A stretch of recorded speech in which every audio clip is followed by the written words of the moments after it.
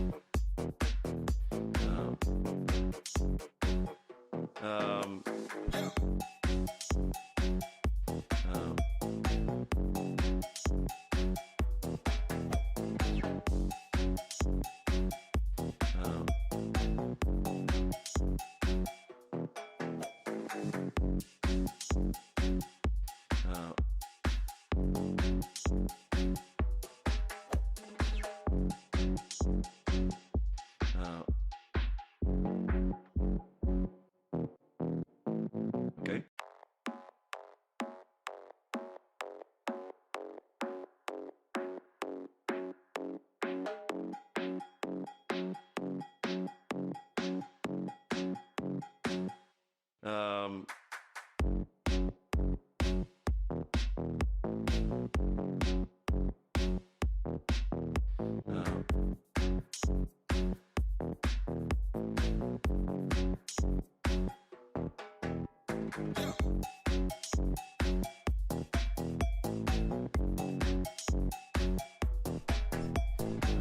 Oh well, swiggity swiggity, what do we have here? My god, isn't this like, click, please stop moaning in my ear, bro. I haven't even said anything yet, dear god, you're already complaining. What a great vibe. How are y'all doing today? I hope you're doing absolutely dandy finalicious. John, thank you so much for the 20 memberships, that's way too generous. And Ariel, thank you so much for the membership. By the way, if you didn't know this, you can actually join the Discord if you get a gifted membership and get special roles. Yes, indeed, check it out in the description. And, wow, look at that. I'm actually getting tan, because summer has officially reached Sweden. It's not snowy for once, which is a great vibe. How are y'all doing today? In today's stream, we are gonna read some good old r/AmITheDevil. And what is r/AmITheDevil, you might ask? It's basically a subreddit where people repost stories from all over Reddit where people are very obviously the butthole. You know, it's like r/AmITheButthole. I sacrificed all of my family's farm animals because my parents didn't let me play Fortnite till 5 a.m. Am I the butthole? And then it's like they're not the butthole, you know, if they sacrifice to Satan, which is valid, but it's still not a great thing. Kim, thank you so much for the 55. That's way too generous.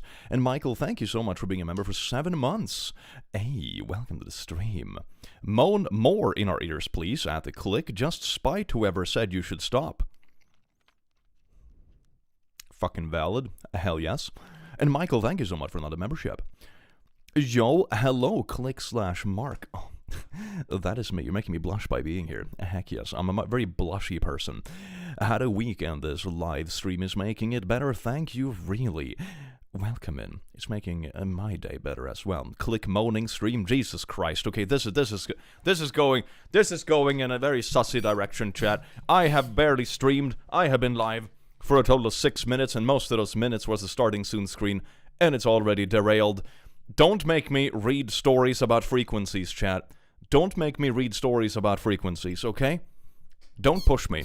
Don't push me, chat. Don't make me read the frequency stories. Yes, indeed. I have my threats in my back pocket. Ethan, thank you so much for the 3 months. Moaning ASMR when... Frequency stories! Frequency stories! Dear God, much love from Denmark here. We usually dislike everything about Sweden when it comes to humor. We are really similar. Well, at least you are. So love from Denmark to you, Click. I'll give you a typical Danish greeting that I learned by listening to Danish people. Hi, hi, hi. There you go. I hope you appreciate it. Thank you for being here on my last day of classes. Hey, summer is almost here. That's good. I want to say thank you for getting me into D&D. Absolutely amazing. Hell yes. Booyah. I am a little sick, and this is a great distraction right now. Man, this stream about to be sick. Kim, thank you so much for the 17 months. If you are named Mark, why are you Swedish? /J. What does that even mean? I know like 5 people named Mark. Click, you're great. Thank you. Thoughts on plushies? I don't know, man. Plushies are kind of weird. I'm not sure if I'm ever going to do anything with plushies, you know. It's kind of a weird concept. YouTubers that do a bunch of plushies seem a little bit quirky, if you catch my drift. Your name is... How come you're Greek? Okay, yeah, that's great. That's great. Stop writing things in chat that my dyslexia cannot handle. Dear God. I just finished work at home and the click is live. Welcome in. Click obviously is in Swedish, is clickish. I remember, this is a story I like to tell sometimes because it's very funny. When I was still posting on TikTok, this is like 2 years ago, I got very sick of TikTok really fast. It's a piece of trash. YouTube shorts are also trash, don't get me wrong.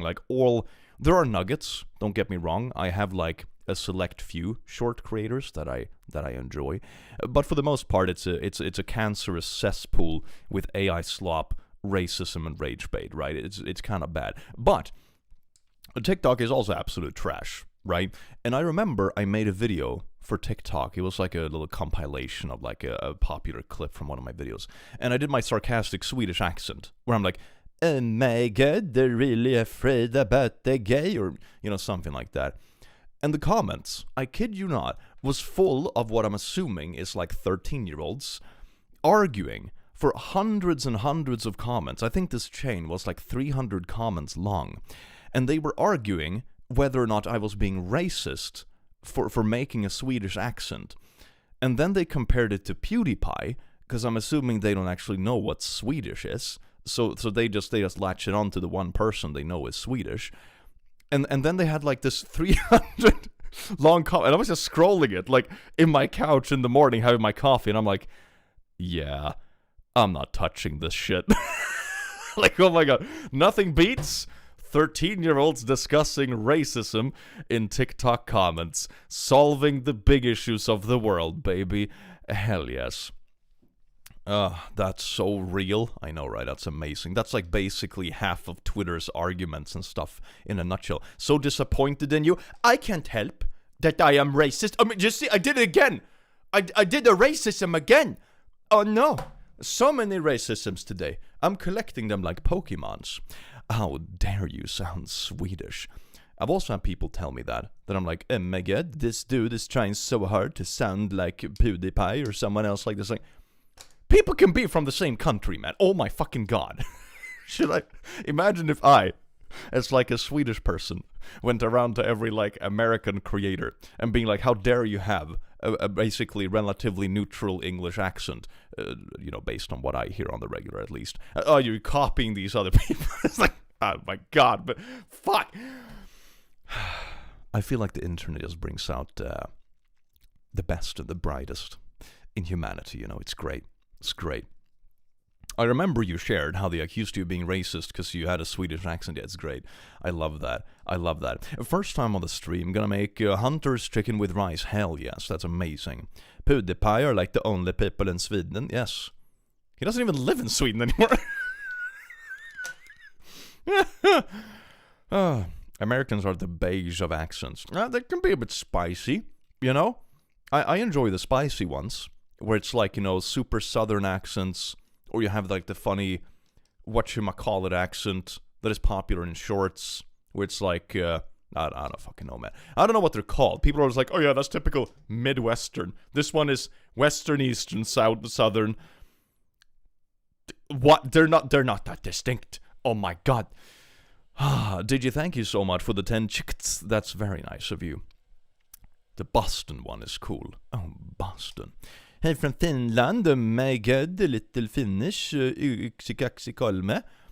Spicy accents get old after a while. Also, hello from Texas. Yeah. The worst thing is that I find myself slipping into accents if I'm surrounded by them. Especially if I'm drunk. I remember I was hanging out with a bunch of old colleagues, this was a bunch of years ago, who were all British. And my accent is relatively America-inspired, because most of the people I vibe with are more leaning towards that side of the internet, right? But I realized when I hung out with them for extended periods of time, especially when I was drinking, I slipped into this like weirdly British accent. And I caught myself multiple times, and then I just stopped. Hi, Click. My 3.5-year-old daughter just dubbed you Party Man, so I guess that'll have to be your new name. Hell yeah. Ooh. I embrace it. I embrace it. Hello. Wie geht es dir, mein Herr? Es geht mir gut, danke. Hello from Oregon, the most bipolar state of all time. I don't even know what that means. I swear to God, there are so many like references. I'm not even sure if Americans know what they mean, right? It's like, oh man, that's such an oregano vibe. What does that even mean? Yes, I know it's Oregon, but it's very much fun to call it oregano. Say hi to your neighbor, Petter. Thank you so much for the 1,000 hoof. Berto, thank you so much for the 12 months. Hey, that's amazing. Sprechen wir jetzt Deutsch? On pratar lite svenska. I don't know. On? I suppose that's supposed to be like och or und. Anyway, Ori, thank you so much for the 1 month membership. Hell yes. Alright, should we jump into the subreddit, baby? Oh, yes, indeed. I'm feeling it today. I'm feeling it's going to be a lot of cursed stories. Hell yes. I took like a little skim through it. It's pretty bad. But in like a fun way. You know, like in a fun way. You know when you're driving on the highway and see horrific accidents, you're like, ha! No, maybe that's... maybe that's bad. Maybe that's a bad comparison. Can you relate, you know? Laughing at horrible... No. Okay, no. Cursed posts, here we come. Hell yeah. Do you enjoy the concert, and how many vinyls did you get? What was the best performance? That's a lot of questions. Thank you for the 5. It was a lot of concerts. I was at a festival. I bought 3 vinyls. I how should I restrained myself, and it was epic. Hey, Click, Shelty from the Well, thank you so much for the made up language. Click making himself sound more like a psychopath by the minute. Also, all languages are kind of made up, Anyway, I was once told I was lying about being from New York because of my accent or lack thereof. Yeah, I remember. I had so many people shit on me during like the whole drama thing a couple years ago, and people were upset that I had said like, what was it? It was like the R word that I said when I was like a teenager, like 15 years ago, because I saw it all the time in American movies. And then I remember I said something like, yeah, my bad. I didn't realize this was like a bad word until some specific year, right? And I had so many people be like, I don't believe that you didn't realize it was a bad word until this year. I'm like, I don't even live in an English-speaking country, man. Where the fuck would I have heard this, Oh my god. What's the R word again? Riz. Hell yeah, baby. Hell yeah. My favorite way to remind myself I'm not as terrible as I think I am. You'd be surprised. We all suck.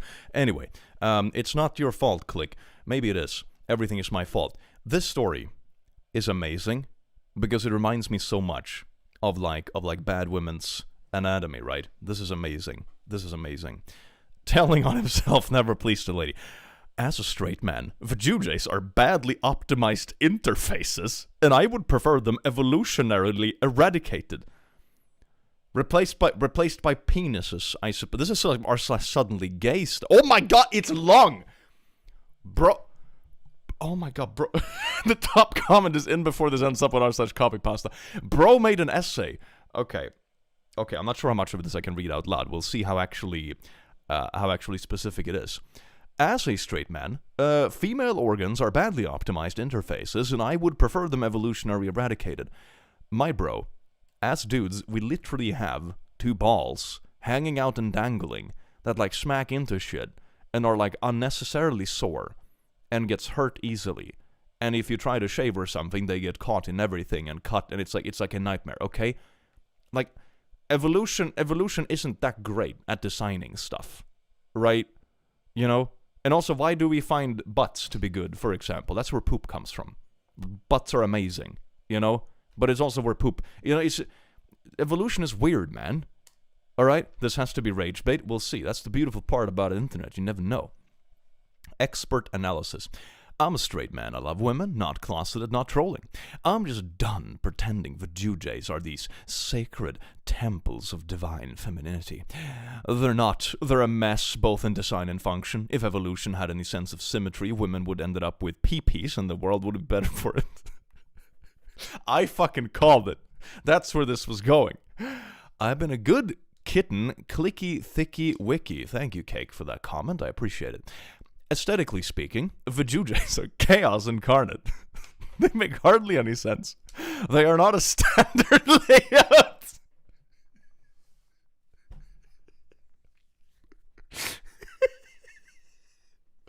I love how this text is formulated. It's so funny to me.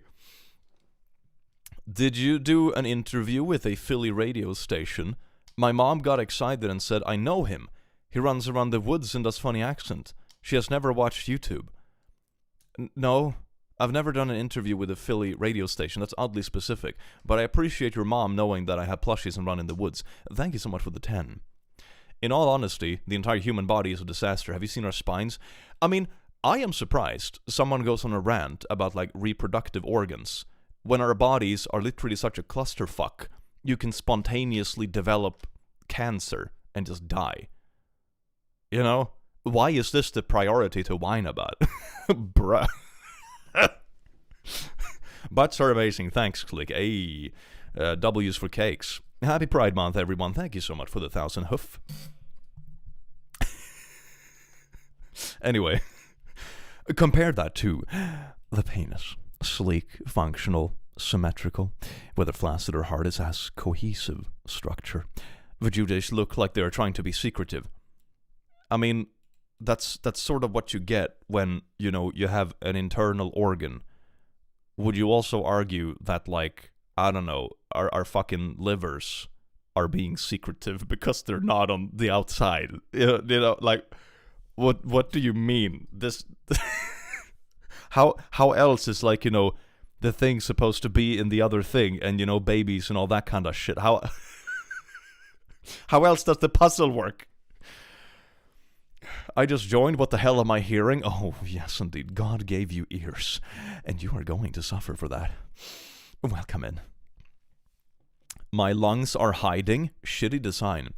The clitori is great. So why is it buried? I mean, to be fair, the most sensitive parts of the pee-pee as well. I'm assuming this person is American, so they have probably never seen, like, an uncircumcised pee-pee in their life or whatever, because that's, like, a weird thing, you know? But anyway, the most sensitive parts of the pee-pee are also technically buried in a bunch of skin, you know? That's sort of like a thing as well. What do you mean buried? How is this, like, text so oddly specific about things? Where it's... I don't know, man. It's so weird. It's so weird. He just complains about the anatomy of women. Yeah. Welcome in. Your skin is the least secretive organ. I mean, at least it's on the outside. The main engine of female pleasure, which is is basically buried treasure with a map prerequisite and terms and conditions wall of text you have to read and agree. My dude, it's not that difficult. You know, communication is a thing in relationships. Or you can watch, like, a fucking YouTube tutorial. They probably allow that stuff on the platform by now, you know? I've seen the shady stuff they put on ads.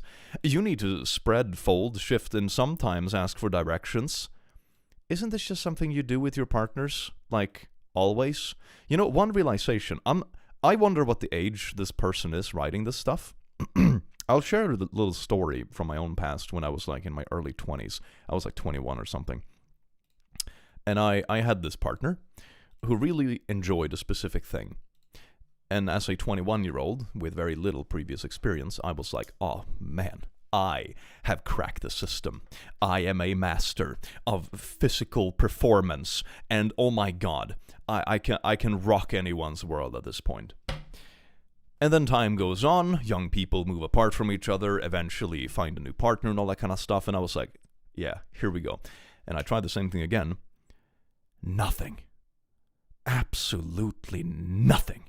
Because this thing that the first person was really into didn't tickle the fancy in the least of the second person.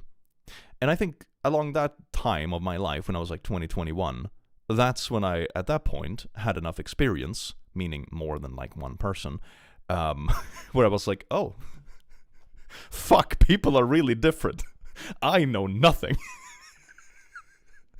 My point is, this is something you just talk about, you know? You could just ask stuff and communicate and stuff. Or if you find it too cringe to communicate during the thing, do it before or after or in between, you know, whatever. Like this. Anyway, if women had smile pee-pee instead, like literally just it's externalized, it makes so much more sense.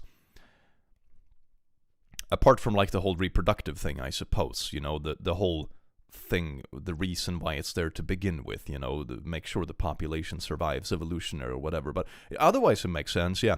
Easy to find, easy to do, there's things, no more pretending we all instinctively know the move. I don't think anyone is claiming that. I don't think anyone is claiming that. I think most people can agree on the first time we did something like this, it sucked, okay? And that's okay. Most things suck the first time you do it. The first time you do this, it sucks. The first YouTube video you're ever gonna make is gonna suck because you know jack shit about editing or comedic timing. The first time you go to the gym, you're gonna know jack shit and you're gonna stand in a corner with a random weight doing this because you have no fucking clue how anything works. What do you mean? What do you mean? Anyway, looking at you, Helen. Who is Helen? R/freak you in particular. It would make a mutual pleasure so much more straightforward and honest.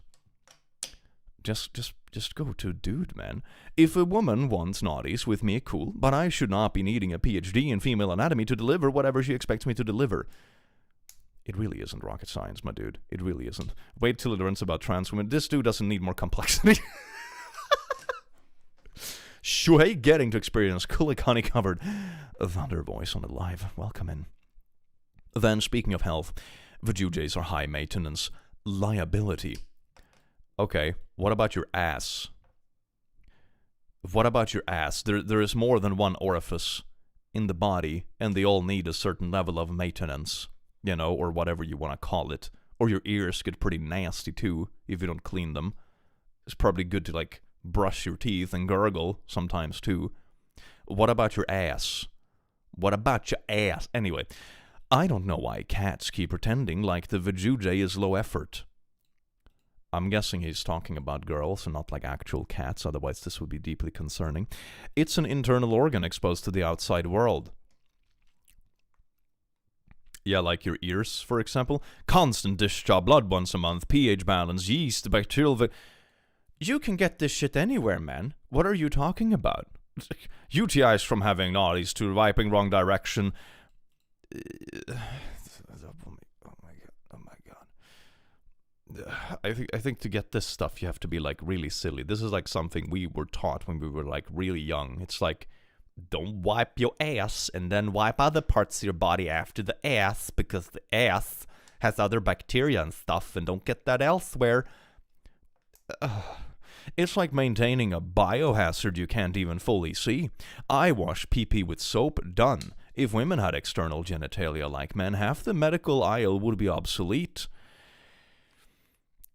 You know, also, if humans didn't develop, I don't know, diseases or cancer or chronic illnesses or all the other stuff that evolution has blessed us with, I guess we wouldn't have hospitals at all. But here we are, baby. They aren't high-maintenance, self-cleaning organs, not hard at all. You just wash it with non-scented soap. Yeah, they're like special soaps. They're like, you know, intimate soap, extra for sensitive areas. You know, you can find them in any grocery store, man. Veggies are a reason naughties is less satisfying than it should be. As a straight man...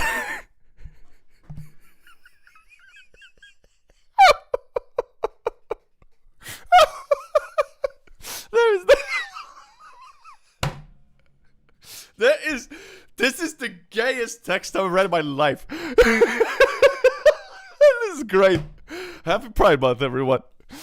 I want to love vajayjay naughties, but it's unpredictable. Sometimes it's not big enough, sometimes there's no sensation, sometimes the angle is wrong and just mean ones.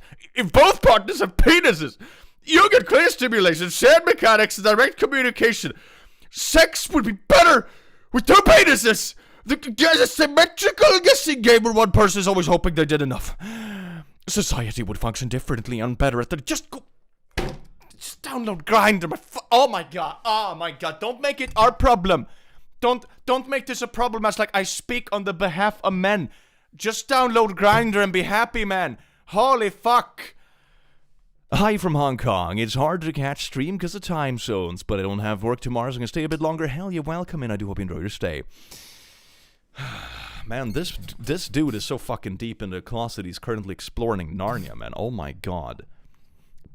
Dynamics come from the visibility of female desire. If women had visible arousal, like a literal bulge.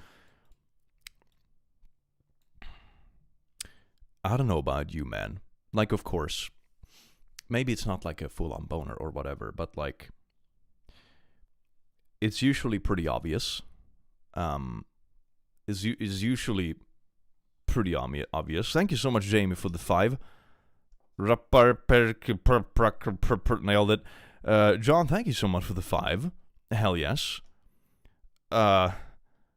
Okay. When turned on, people might actually take their naughtiness seriously. I think most people do, you know. And there's more. There's a bit more cues to like intimacy and stuff than just like things need to be pointing in directions, you know. There are so many signals socially, vocally, body language, closeness, you know. There's just so much, man. There is so... Oh my god, dude. Oh my god. No more she's playing hard to get games. No more stigma around women initiating. If she is hard, simple, equal, transparent, that alone could kill half of patriarchy's naughty double standards.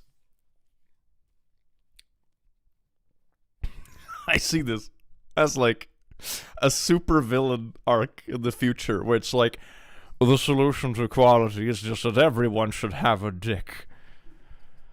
Why shame? Women's clothes are decided around hiding a secret. You realize that women's clothes are on average way tighter than men's clothes, right?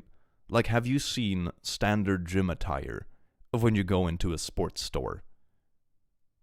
Like, have you compared, like, you know, typical male sweatpants that are baggy as fuck versus, like, a pair of yoga pants where the fabric is, like, this thin and it leaves literally nothing to the imagination? What are you talking about? What are you talking about? No, let him cook, chat. He has cooked so much, and it's all burnt. I think he might have been raised by hyenas. Don't talk bad about hyenas like that. Hiding a secret. With what pockets, sir? Yeah, like, man. Should men walk around with a package hanging out? Depends on the context, I suppose. Pads, tampons. How are pads and tampons are hiding something?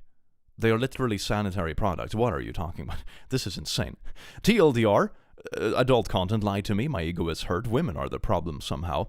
And also, I think he's more interested in, like, the aspect of sword fighting, to be honest. Which is perfectly fine, but this is a weird way of, communicating that.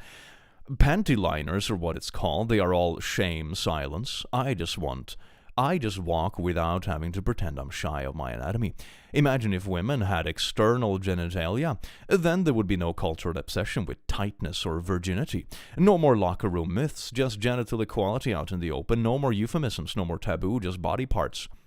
I mean, sure, bad women's anatomy is very much a meme, and is more prevalent, but bad men's anatomy is also definitely a thing. People are just shitty when it comes to anatomy, man. Like, it's not a uniquely thing to one gender. Hyena females have pseudopenes. That's why raised by hyenas was mentioned. Ah, that's smart. That's smart. I learned something today. Fun facts. In fact, even adult films would benefit. You ever notice how weird vajudes look unless the angle is just right? It's often just some weird flesh portal. And the camera's trying to find a way to make it look like anything other than what it is. A small feminine phallus would solve that.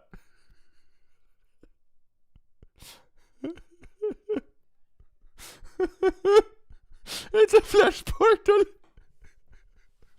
This is some, like, Oblivion remaster shit, man.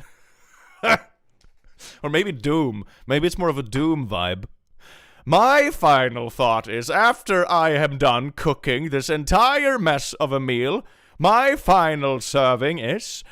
I'm not saying we scrap vajudes tomorrow. How the fuck would we scrap vajudes? What are you talking about? Hyenas give birth through them too? That sounds painful. Birth is pretty painful anyway. I'm saying if you remove emotion, social programming, and 200,000 years of conditioning... The vajude is a badly optimized interface, high maintenance, hard to navigate, and visually chaotic. I'm so surprised you choose to be upset about this before, like, tumors. Okay?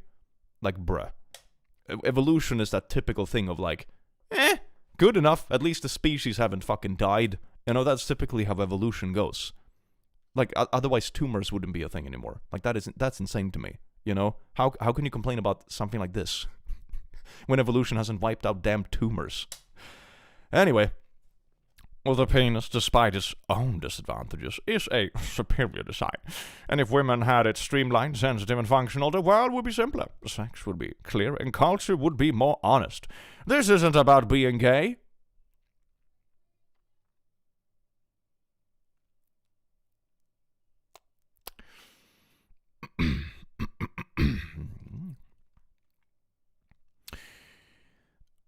This isn't about being gay, insecure, or onto some shit.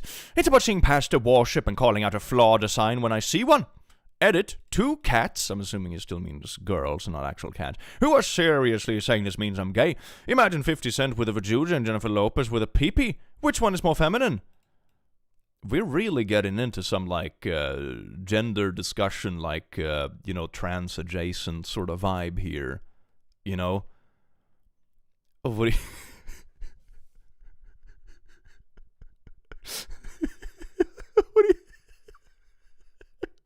Where did this come from? Where did this come from? What do you... Oof, he's going there, huh? Yeah. I'm so glad femboys were invented in 2002 by Alex Femboy. That's John Femboy, the first femboy. This is absolutely hilarious. I love this. He must have read the comments. I'm gonna read the comments. It's gonna be great. Edit 2. To women who are saying this insults women. You are implying that womanhood is about naughty genitalia. Effectively nautilising women, which is exactly what your textbook misogynist would do.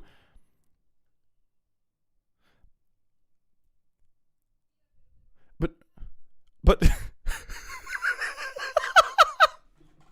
holy reverse, man.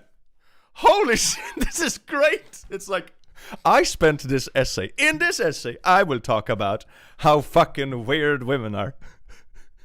And if you're upset by this as a woman, you're reducing yourself to only me talking about this weird thing about you. So you're actually the bad one. Damn. Damn. My good sir, this is not a good take.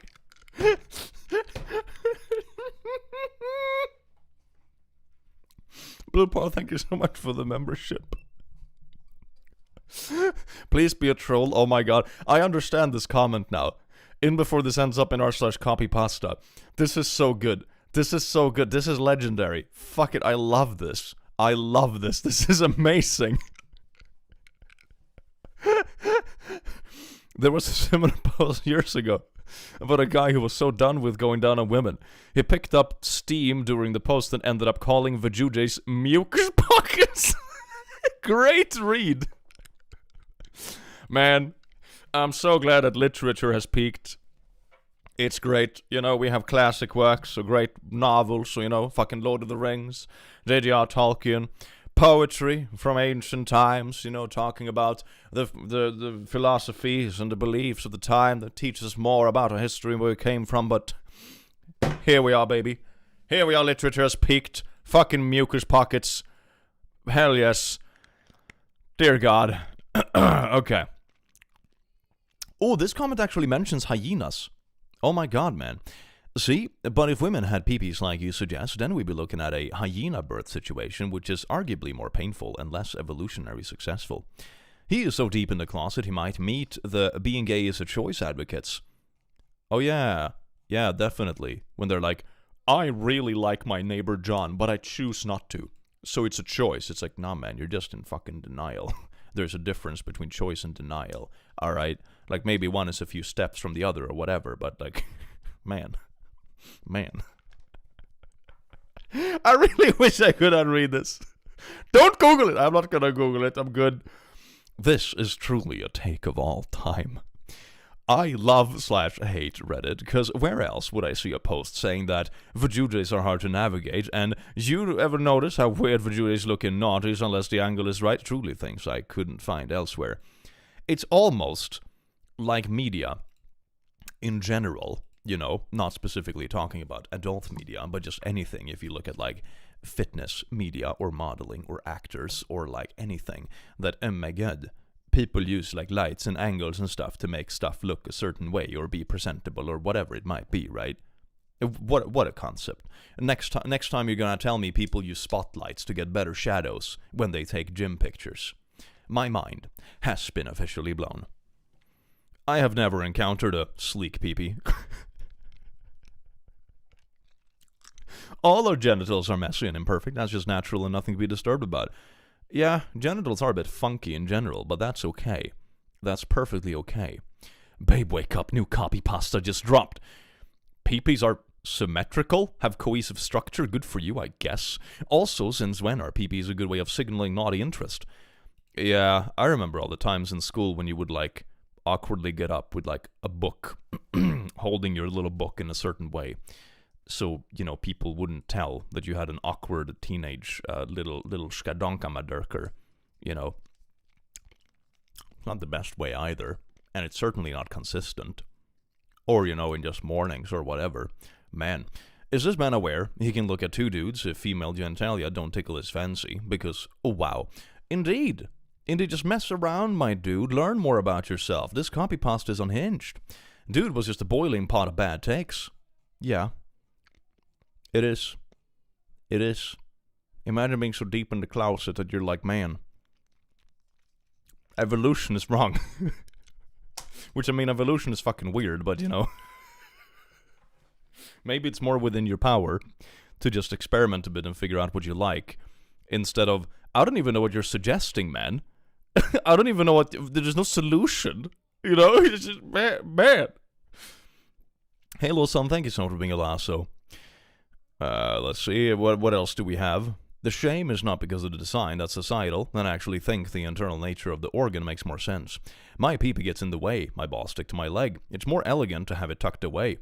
Yeah, everything that sticks out is, like, tricky to deal with, and it gets caught on stuff, and it smashes into things and stuff, you know? Like, I wouldn't complain about having, like, I don't know, internal balls. That'd be pretty sweet. Imagine, like, you know, still having the choice to make it the babies if you want, but you would never have to worry about being kicked in the balls. Or, you know, smushing them in an uncomfortable way in like I don't know, some weird context. We're all weirdos, just accepted, man. We abide. Yeah, there you go. You know, I would argue that's an evolutionary quirk. Why would you take the most vulnerable part of your reproductive system and just dangle it the fuck outside of your body? That's a dumb design. And I say that as someone wearing balls. Bruh. A person being too symmetrical is how you enter the uncanny valley. Yeah, have you ever tried that? When you, like, take a front-facing selfie, and you take one half of your face and clone it to the other side and vice versa. I did that with a picture of mine, and it looks so weird, because one side of my face is very clearly, side by side, when you compare it like that, wider than the other. So in one, I look like an uncanny valley Chad, because that side of my jaw is apparently a bit wider, and the other one I look like a massive twink. It's astounding. And the real me is somewhere in between. Bulk twink. There we go, baby. Good shit. Show us the pics. I don't think I have them on hand. I think I did it a couple of years ago. It's probably on my old computer. But I can dig it up for like Instagram or something at some point. I should have it around somewhere. A twunk! It's a twunk! Otter? Otters are pretty lit. In what world is a clitoris hidden? The joke about men never finding it is because they don't care to find it, not because it's hidden. Yeah, this is a pretty good point. It's like, it's, you know, egocentrical lovers. It's not so much about the biological impossibilities. Just Google it. It's literally right there. A tiny pee-pee at the top. It gets a little hard when aroused. It's not inside anything. People who care to look at it usually think there is a place where the pee leaves because it's outside and like a little pee-pee. So yeah, just ask your friendly neighborhood OF girl to show it to you and you will find it. We're suggesting OnlyFans as educational content now. You can fantasize it's a pee-pee since you prefer it. I've never struggled to find it on anyone. It's always in the same spot right at the top. Yeah, it's one of the few things that is like predictable, you know, between partners. It's one of the most predictable things. Everything else is a mess. But these kind of things, like the pure physical stuff, usually pretty consistent. Dear God, this is amazing. Straightest Redditor. Yeah, this is the dumbest thing I read today. I love this post, man. This is great. This is great. Oh my God, I'm so happy we found this chat. This is great. First thing I hear opening the stream is pee-pees. Crying emoji. Welcome in. It's only gonna be uphill from here. Which means downhill into hell, but hell is pretty cool. I am tweaking that he read my comment. And I tweak a bit more. Your wife was protecting your kid, moron. My 37M wife, 35F, punched a woman in the face in public. Wait, did we read this one? I feel like we read this one when it had like relationship advice. That woman over there just keeps staring at us. I think we've read this one. Yeah, I think we read this one in the group stream with the boys. Okay, so we can skip this one. That's a hell of a title. He's friends with the P word. My wife and I are near divorce separation. Can I get some advice on what to do to get back in her good graces? Ask men advice. I usually like this subreddit. Oh my God, the subreddit ratio the fuck out of him. Guys, if she's spoken to a divorce lawyer, your rent in another apartment is already over. Oh man. Can I find it? Doesn't have an auto mod? Thank God for Automod. Hell yeah, baby. Praise to bots. I get on stream and miss a really good story, damn. Thank you so much for the 10. You can always replay the stream afterwards. That's the beautiful thing with mods. Hell yes. What Reddit are these on? r/AmITheDevil.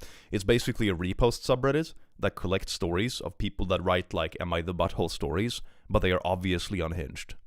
It is that kind of stuff. Oh, yes! Your post has not been removed. Originally posted. Okay, here's the situation. I, M47, lied to my wife, F46, on multiple occasions, and now every time I think things are smoothing out, they just get worse. Context. We have been married for 16 years, known each other for 22, have 4 kids, 17, 14, 12, 10. Our oldest has a disability and requires assistance with all daily living tasks.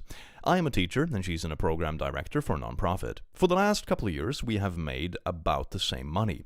We live in a 1,500 square feet house with 1 bathroom. Freedom units, I have no fucking clue what this means. Situation, I have 5 high school friends that I've kept in touch with through a text thread. Some of the humor on this thread gets pretty raunchy. It's like those memes where it's like, they leaked the group chat, boys! They leaked the group chat! Lock down! Honestly, my group chat with my boys ain't that bad. Like, sure, there are raunchy jokes sometimes, but I wouldn't say it's like that bad. I would never be like afraid to show the group chat to someone, you know? Apart from like, you know, obviously containing some private stuff or whatever, but like in terms of content, it's not that bad. So, I don't know, this is kind of like, yeah, of course you joke about inappropriate things with your friends sometimes, but when you have to specify it like that, I'm a little bit concerned. Also, I appreciate the advice you give on content creation as someone who is just starting out and working 9 to 5. It gives me inspiration too. That's really nice. Thank you so much for the 5. One of the biggest suggestions I have when you're thinking about it is wait until you get to a point where your content creation has basically been able to support your bills for a couple of months. That's what I did. Because it can be very easily to get tricked into jumping too early. If you have like, you know, 1 or 2 videos that go viral and it's like, oh my god, I made $3,000 from a viral video. Fuck yeah, I'm jumping now. And then after a month, it's out of the algorithm and you make $200 in a month and it's like, damn, it died fast. And it's also good to save up a bit of money for a margin that reduces the stress significantly. Have some hoof, funny gay Reddit man, thank you so much, Sheeny, for the hoofs.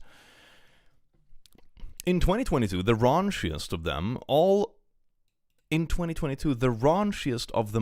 was drunk at a wedding and was texting stuff about the jailbait at the wedding.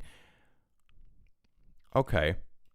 Yeah, no, that's definitely raunchier than any of the group chats I've ever had with my bros. My bros is more like, I don't know, shitpost memes, or we make sarcastic comments where it's like, what up, my sexy boy, when are you coming over tonight? You know, stuff like that. It's more like banter. It's not talking about jailbait. Okay. Oh, God. My wife saw it. Not uncommon. We use each other's phones all the time. Wait a second. You're 47. Like, okay, if you were like, I don't know, if you were fucking 18 and joking about it, like jailbait, it's like you can basically be in the same class. Who gives a shit? But you're like 3 times their age, man. You're like 3 times. No, stop. What are you doing? My wife saw it. Not uncommon. We use each other's phones all the time, and she made it clear that this type of humor is a deal breaker for her. I blocked the guy. Okay, good. He actually listened. Hell yeah. Last year for the March Madness pool we were running, and there were so many texts, and I was having trouble keeping track of the conversation, so I unblocked him for the tournament.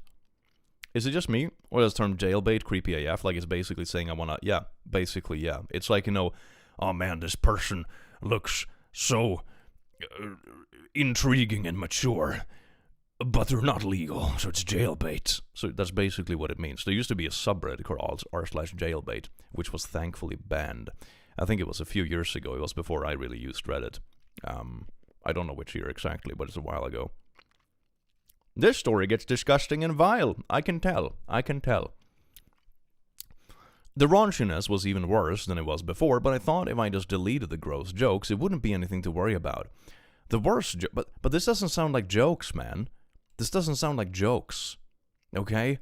Like, you have a friend texting about, like, jailbait at a wedding when he's basically 50 years old. Like, a joke would be like, I don't know, something edgy, or like banter between the friends, or something like that. You know, this doesn't read as there's no punchline, there's no sarcasm, this isn't how jokes work. The worst jokes, though, were of naughty nature and involving students. 4 out of 6 of us in the text are high school teachers. There were a few of them. Oh, that is so fucking bad. Nah. Oh my god, man. Fucking god. What is this group chat? What is this group chat? Oh my god. Oh my god. Oh my god. It just gets worse. It escalated so fast. We're still in the same paragraph. So first week in March, my wife grabs my phone to use the flashlight app on her phone. She goes to the app menu and types F, and the first thing that pops up is a recent text from this guy who she thought I still had on block. His name starts with F. She was really mad but didn't go 0 to 60. After a couple of days, we talked about it, and she asked to go through my phone. She asked if there would be anything awful that I should warn her about, and I said no. She looked for a while, then found the deleted text folder. That's when it hit the fan. She was mad I lied, mad that I brought this kind of garbage into our life, mad that I did not speak up and put an end to the jokes. I was clearly way over the line.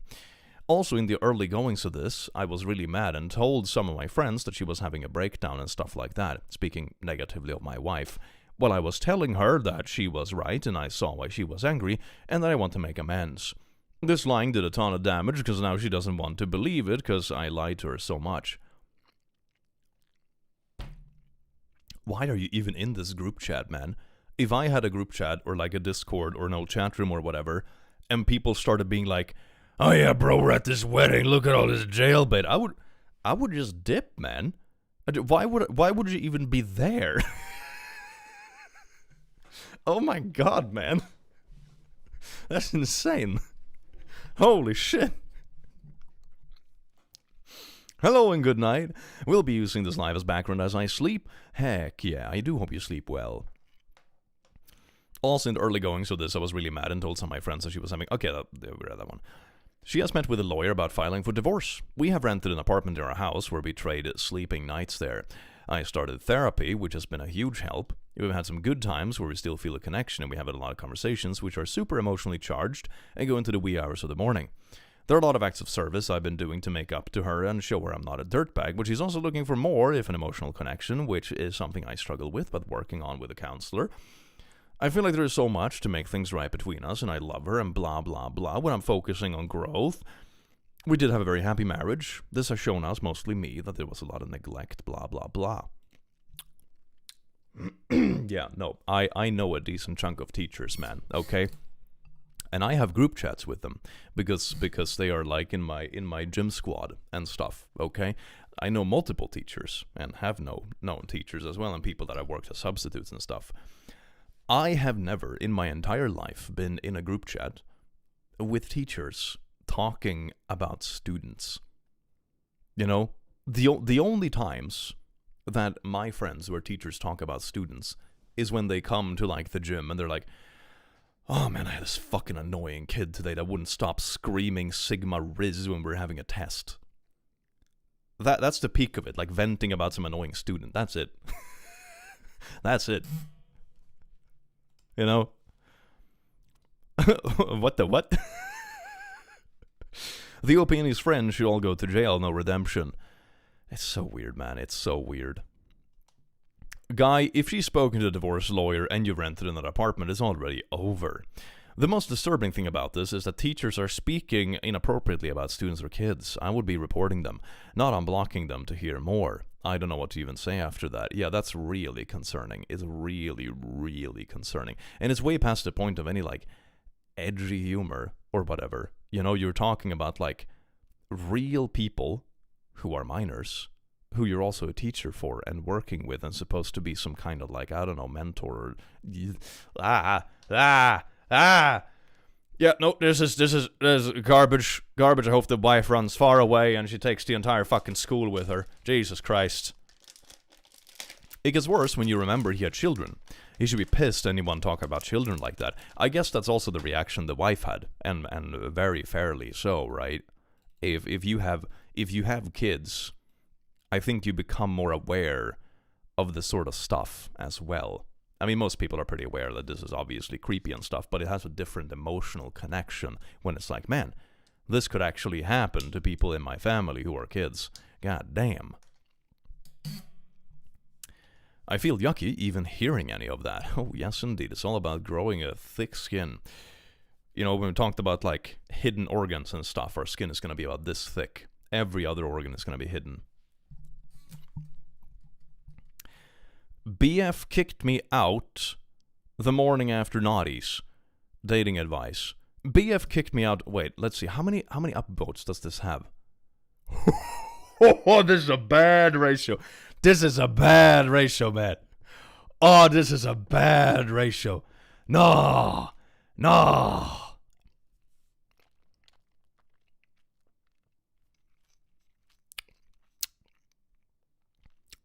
Okay.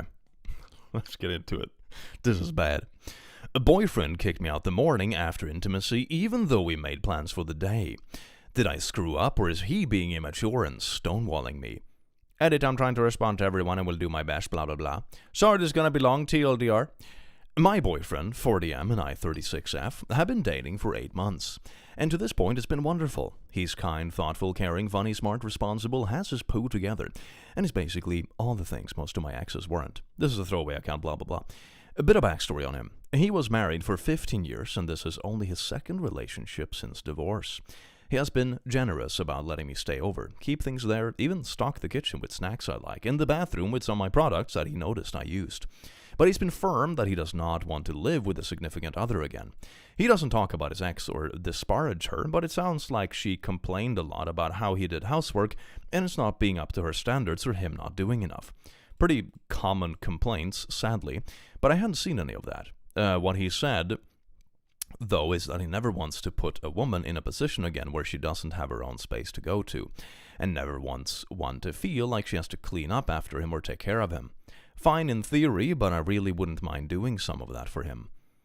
I mean, it also sounds, like people just have different expectations. It doesn't necessarily mean that he's a hoarder or a slob, but if his ex, for example, was really into keeping everything super tidy and super clean, and he's a bit more like, meh, if we're tired after dinner, we can do the dishes tomorrow, whatever, that can create a lot of friction. And it's not because one person is like black and white, super slob, and the other person is like, it's just that you have different levels of sensitivity to messiness, and that can get really like frictiony after a while. So, I don't know, man. It's just a boundary, that too. And I also completely understand this thing. This was something I did way back in the day when I was young and dating someone. And we were young enough that it was like, okay, this might not last forever because we're like too young and we don't know where we're heading in life yet. And we lived together briefly, but I remember that one conversation I had with the partner at the time was like, okay, but make sure you have like a room at your parents' place, because we were still studying at the time and everything, because I don't want to have that. The way I formulated it back then was like, I don't want that to be a power dynamic, kind of. Because she was moving into my place because it was a bit bigger. And that helped a lot because eventually things didn't work out, and then it was very nice to feel like, okay, they actually have a place that is independent from me, and you don't have to go through this process of everything else, especially when you're young and that kind of stuff. So I can see that be like a healthy boundary for sure, depending on age and possibilities and work and finances and stuff. Like, yeah. But anyway, each to their own. Anyway, he invited me over for Saturday of Memorial Day weekend to spend some time together, and he said he would grill and make homemade ice cream for me. So I offered to make a couple of side dishes for him. I also asked if he wanted me to come over and spend Friday night. We've been to Friday night went great. We watched a movie, hung out in the hot tub, and went to bed and did things that were great. Saturday morning, when I woke up, he was doing laundry because he had washed another set of sheets and pillowcases, in case I wanted to stay the night again. Eat to your own, oh yes. Indeed. My spouse and I had a long engagement and was the best idea. Yeah, I know both things. I know people that want to jump into like marriage and stuff quickly. I know people that want to take their time. It comes in all kind of shapes and sizes. What's important is that you're all on the same wavelength, and it's what feels right for both people. He was in my living room watching TV while folding, and I offered to help. Oh, he was in the living room. Okay, they were at his place. But he said he didn't mind, so I sat down and watched TV. He was doing a good job for a man, for the most part, but I couldn't help but laugh when he got the fitted sheet. He jokingly said, "It's my nemesis. You would think an engineer would figure out a fucking fitted sheet." I mean, that's pretty fair. Fitted sheets are a nightmare. And he just rolled it up, which made me laugh again, and he laughed and said, "If you want pristine fitted sheets, you should be dating a fold-demologist. But if you have the magic touch, then do you mind folding it?" I laughed and was absolutely being playful and picked up the sheet and started folding, and jokingly said, "If you wanted someone to be your mother, you should have stayed with your ex-wife."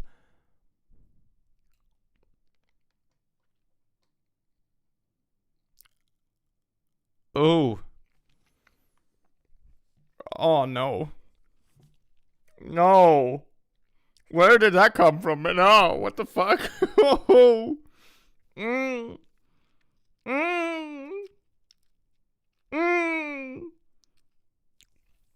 And especially when you don't know the context of, like, his ex situation and all that kind of... No. No.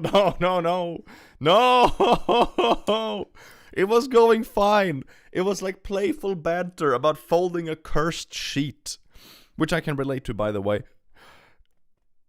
Oh God. It's like you're just driving down a highway, it's all smooth, and then you're like, what if I just put this stick into one of the wheels? What happens then? Let's find out. And then you're like, oh my god, that didn't work out well. It's like that meme with the dude on the bike that just puts the stick in and be like, why did this happen to me? It's exactly that. And finished folding it to set it down, and when I looked up, he had this look on his face like I had slapped him. I had immediately said, "Oh, I didn't mean it like that," and got up to hug him, but he took a step back and put his hands in a "don't touch me" way. I really meant the comment as a, "haha, your ex was ridiculous" way, but obviously he took it wrong. Bringing up exes is usually like a bad idea. When he said what he said was funny, what she said was mean. Yeah, it's weird. Then he said he wanted to be alone and he asked me to leave. I told him I was joking and said, "What about the plans we made?" He said he would make me ice cream another time, that what I said really hurt him and he wanted some time and space to process it. He has told me before that sometimes he's a slow processor with emotions. I mean, that's pretty valid.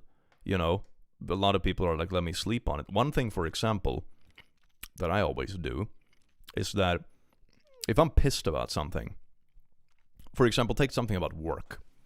If I'm pissed off about something regarding work, say for example, I had a thing recently that pissed me off. It was like a sponsor that was really slow on payment. Like they were overdue, like, months. And I was really pissed because I was like, what the fuck? We have worked together before. Why are you doing this? You're being insane. And now you're being like weirdly slow on replying, But what I do is that I don't reply in the moment because I know that just getting like screechy about this isn't going to help anybody. So, I just drop it for a while, hit the gym, blow some steam off, have some food, don't be hangry, and then I go back to it, and then I write out a pleasant but stern email, and that is that.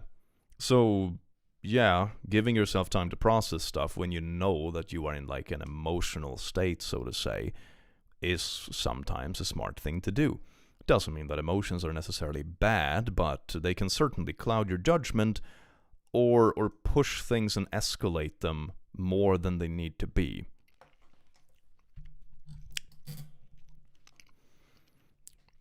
I can believe she didn't intend to be cruel, but she had zero awareness. Yeah, for sure. I mean, you can still be hurtful even if you didn't intend to be, But I'm assuming the story is gonna get worse when she like doubles down or something like that.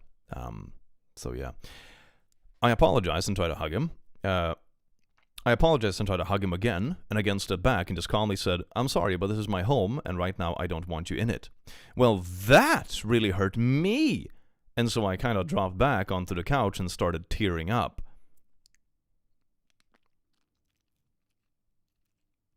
Okay, girl, now is where you're getting past the point of just being like, I said something dumb that was supposed to be a joke. It wasn't interpreted that way. It's not necessarily malicious. You can get over it. Talk about it later when you both have had a little bit of time to process. And, not bring up exes is probably a good rule of thumb. But now you're getting into that territory where it's like, I hurt someone, but now I'm gonna be hurt because they're hurt. So it's actually about me. No, girl, what are you doing? What are you doing? This is bad. Bad. The Hat Man, thank you so much for being a lasso. He said, I'm sorry if I caught you off guard. And I said, well, yeah, of course it did. But instead of acknowledging it, he just kept going and said, I understand if you want to take some time before you leave, so I'm going to take a long shower. Please let yourself out after you're taking some time, but respect me enough to be gone when I get out. I mean, he just wants his space, man. He just wants his space. The equivalent to this, if you actually did live together, would be him just going on a long walk, honestly. But it is his place, and if he wants to be alone, that should be something that is respected.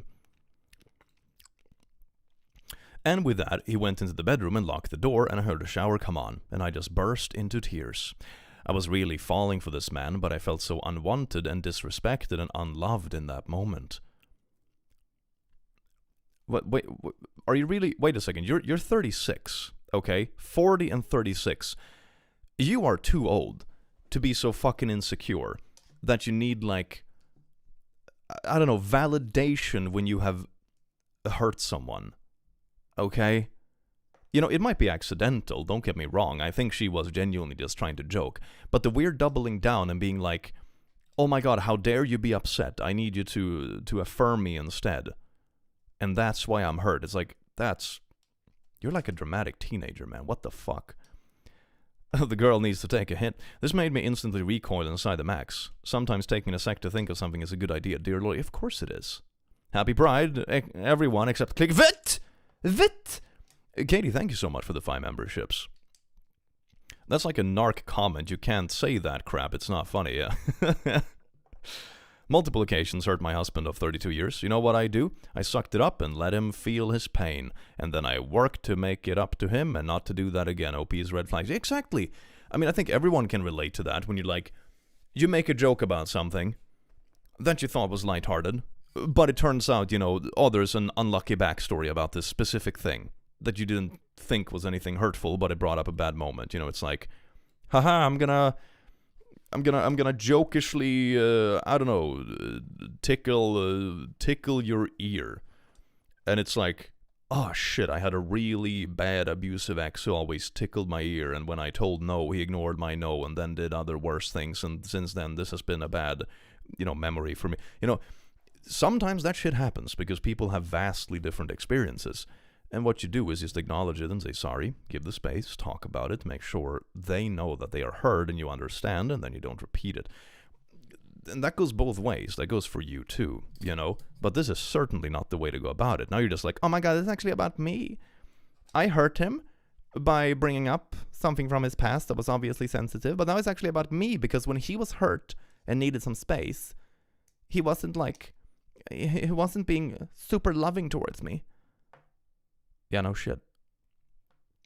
How does she think he feels? Yeah, exactly. So I don't know, accidentally being hurtful and stuff, it happens, man. It happens to everyone.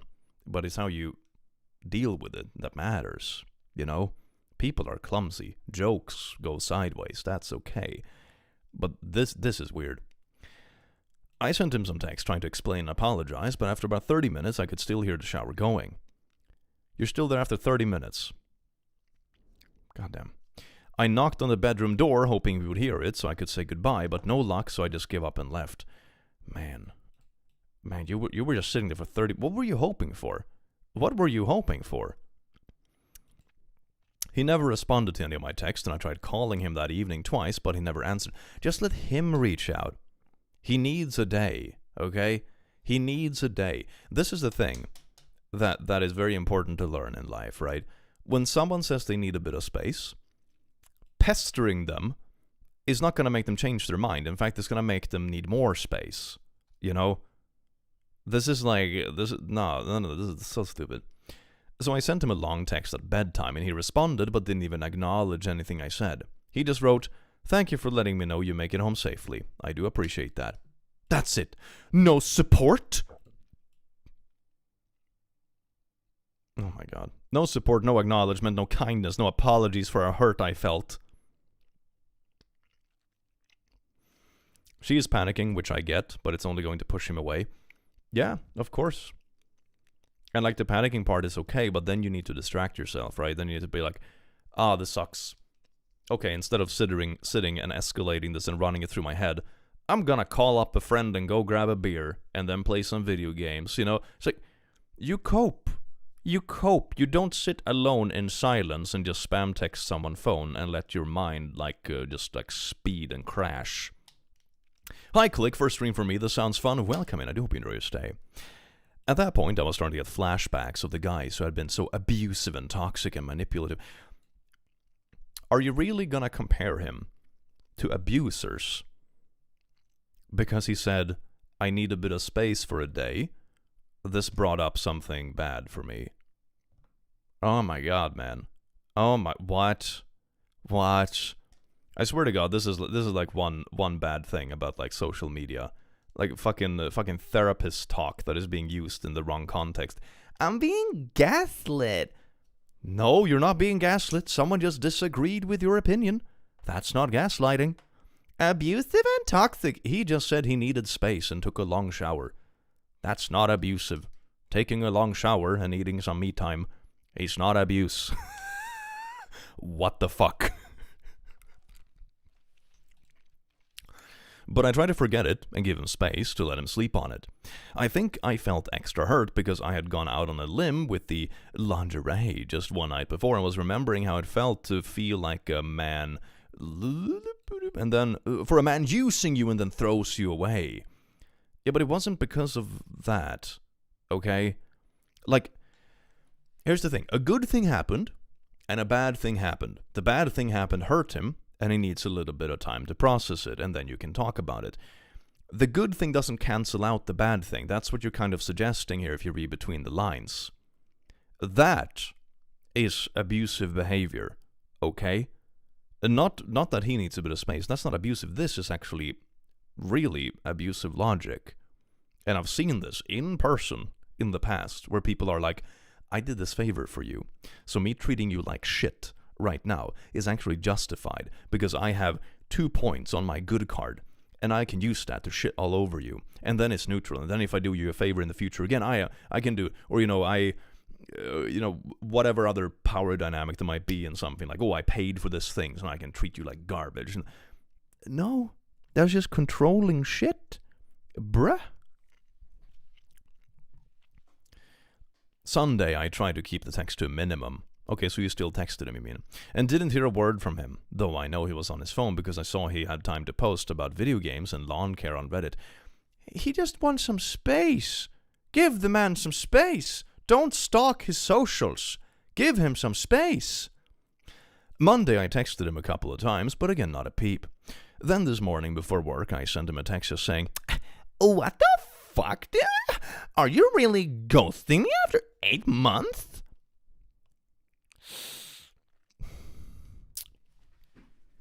You know, I am really not one for like shit tests in relationships or dating. I find it immature, and you can communicate. But this is sort of like a shit test, but it's not purposeful, right? It's just a red flag. It's like, okay, he just wanted some space, and on her own, without anything else being escalated from his point, he goes to this point and starts texting him multiple times, not even be able to leave him alone for one single day. And then he starts swearing at him and like calling him a bad person, basically. And also here, like in her mind at least, and to the Reddit audience, comparing him to like abusers.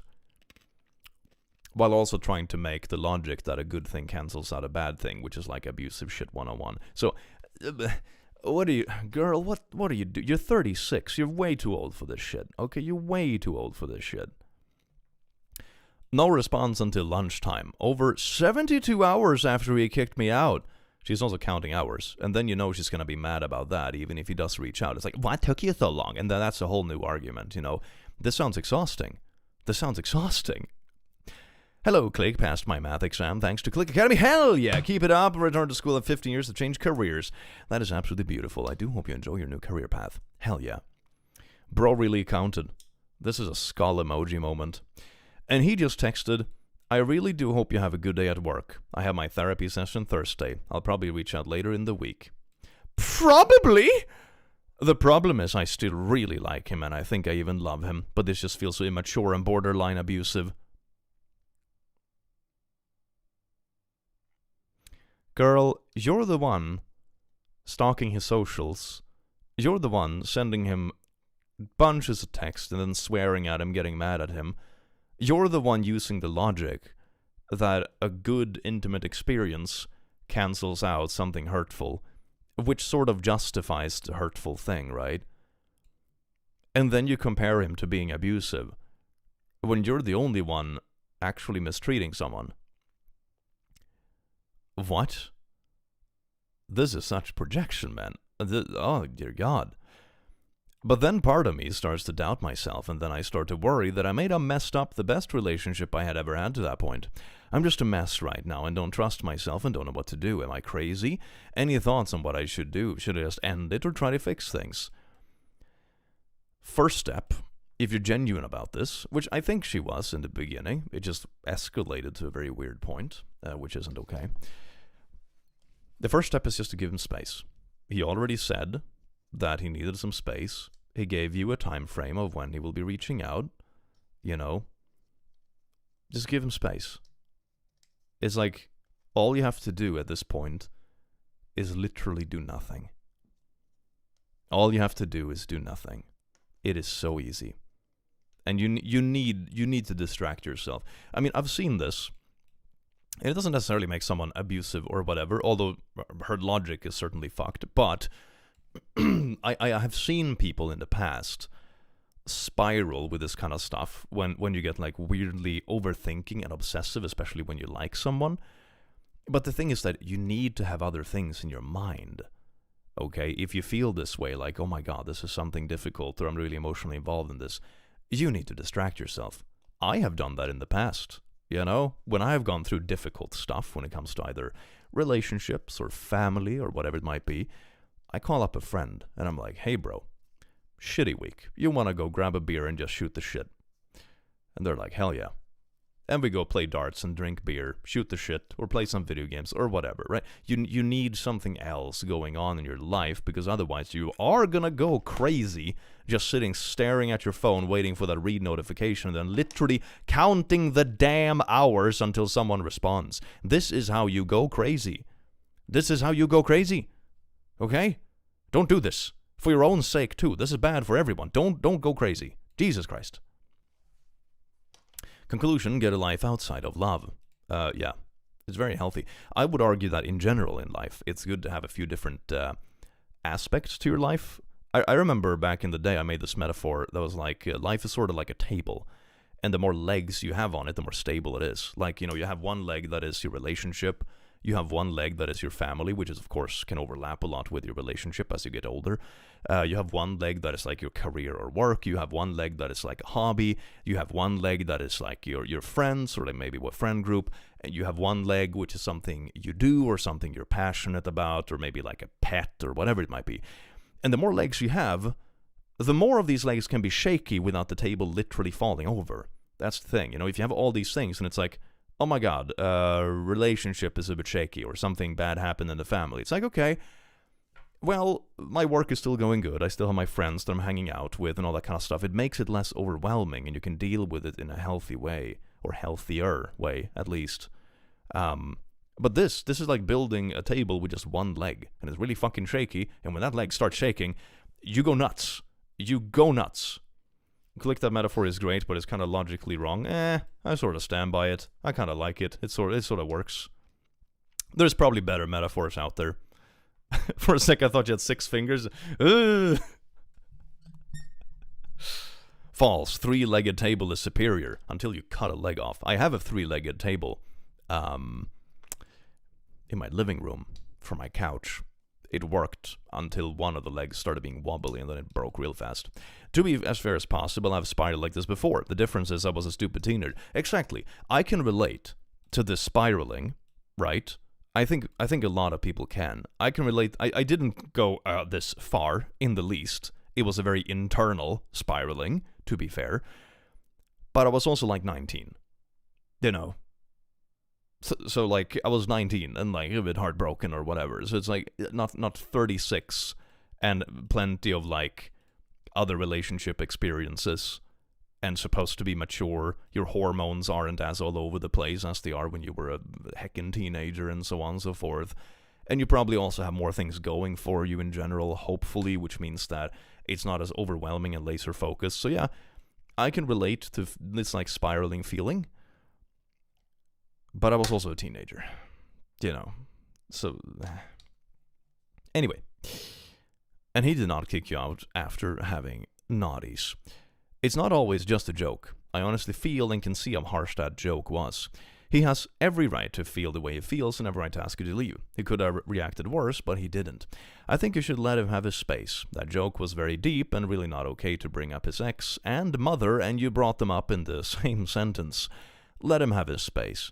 Yeah, this is basically it. Like, just, you don't have to do anything. Just leave him alone. Was the table from IKEA? Actually, it was, yeah. I fixed it, though, with a little drill. I'm a little bit of a handyman sometimes. So I fixed it with proper screws. So that was good. That's exactly what my therapist told me. They didn't call it table legs, but pillars. Yeah, maybe that's a better metaphor. But yeah, that's exactly it. If you have a lot of pillars in your life, you still have like X amount of pillars holding up your life, even if one or two is a bit shaky right now. It's like, oh, if you're in a relationship, you have family and friends around, you have all these kind of things, and like, oh my god, my work is being shit. Well, it's way more manageable when you have a supportive partner, a nice family, friends around you that you can talk and vent with, maybe a hobby in the free time where you can blow off steam and feel happy. You know, everything is less overwhelming when you have a diversity of things in life, so to say. It's good. I think using human legs works better as a metaphor. Oh, we're just cutting off legs today. Hell yes. I let my daughter be a boast, woe is me. Am I the butthole for not siding with my husband after my daughter started giving him the silent treatment over a paternity test?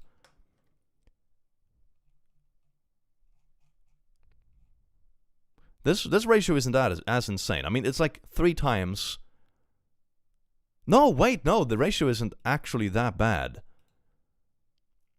It's like 3K upvotes and 1K comments. Alright. Okay. You're the butt, though. First comment, more upvotes than the post. Alright, let's get into this. This sounds like an oh boy. Throwaway blah, blah, blah. My daughter, 16, is about 16 weeks preggo. The father is her 19-year-old boyfriend, who she's been with for 2 years.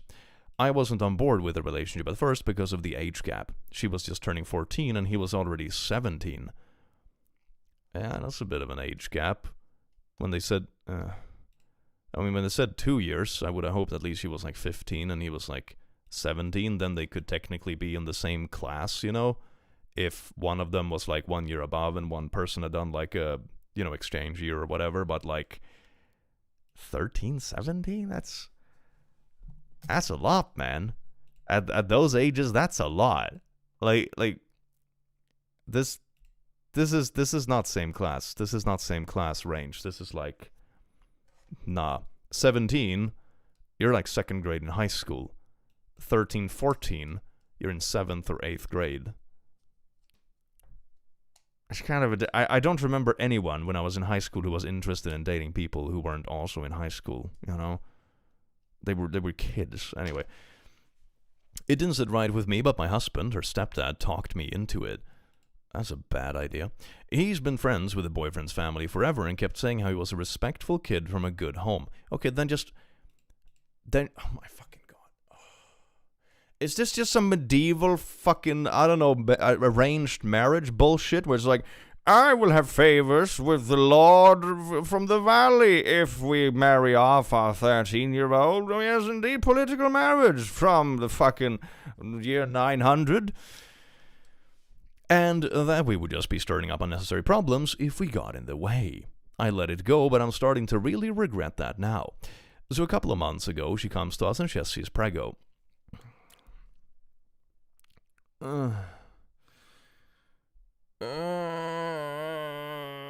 If your grades don't touch, neither do you. That's a pretty good rule of thumb, especially in these ages. I mean, if you wanted to make the argument like, oh my god, I think they would be good for each other, then just wait fucking, I don't know, 4 years, you know? Because then she's gonna be 20, and he's gonna be 23, and that's perfectly fine. They're both just in college vibing, all right?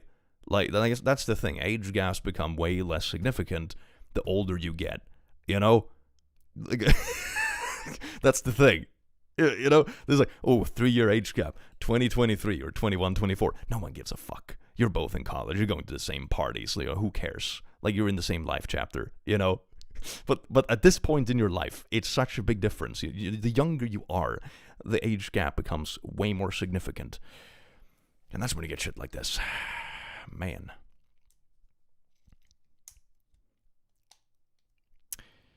I tried to stay calm. I told her we'd figure it out. My husband, though, immediately questioned if the baby was even the boyfriend's. Didn't even hide it. He just launched right into accusing her of lying. His reasoning was that they couldn't have done anything. That would have been illegal. And my daughter's boyfriend is not stupid enough to risk that, and his parents raised him to be better.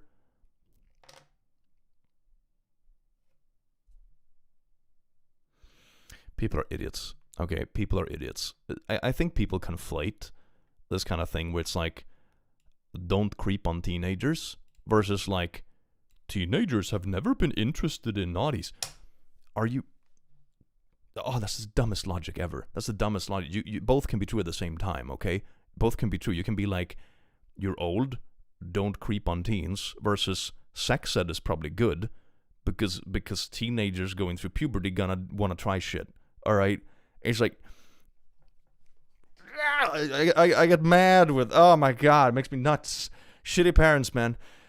When I pressed my husband by asking about what if they really did do it, he simply replied even if they did do it, he knows that her boyfriend would have used protection because he's responsible. Why is he such a simp for this random-ass teenager neighborhood boy? Why is the husband such a damn simp for this boy? Is the boy's father his boss or something like that and he's trying to kiss ass? Why is he such a simp for this random boy? What do you mean? My daughter obviously denied and cried doing so, but he wouldn't let up. Told her if she didn't agree to a paternity test, he wasn't going to support her at all. That turned into a massive fight between us. I mean, who else? What? You're basically saying that, oh my god, my daughter have cheated, because otherwise it would have been illegal. And oh my god. Huh? I mean, you can ask for a paternity test if you want to. It's probably a good idea to do either way, because this is kind of a very sensitive situation, but like, you can certainly be more tactful about it, and this is insane, man. This is insane. I said he was being cold and cruel, and he said I was letting her manipulate me. You're crying like little teenagers. Okay, cool. We argued constantly for weeks. He kept acting like I was betraying him by not siding with him, but I was just trying to protect my kid. We had to wait until my daughter was further into her prego until we could actually do the test. It was a very dark time. She completely shut down, barely left her room, only CD'd for the baby. What fucking garbage parents? They're prioritizing arguing about this dumb shit instead of being there for their kid who's clearly spiraling and like questioning where their life is heading. Oh my god, man. Oh my god. The fact that people get this far in life while being this grossly incompetent will always fascinate me. I barely spoke. I caught her crying so many times, and once overheard her telling her boyfriend maybe she could give the babe up for adoption because no one believes in me anyway. That wrecked me. So what? So you're like eavesdropping on her phone calls, but you're not like going there, sitting down on the side of the bed, you know, fucking stereotypical American parent, and be like, what up, sport? Let's have a little conversation so you know I'm on your side. Instead, you're just eavesdropping and then venting on Reddit? I hope this is fake. No one is this dumb, right? Does the stepfather have a vested interest in his relationship? Does he know the boy's family? Does he owe the money? That's the thing.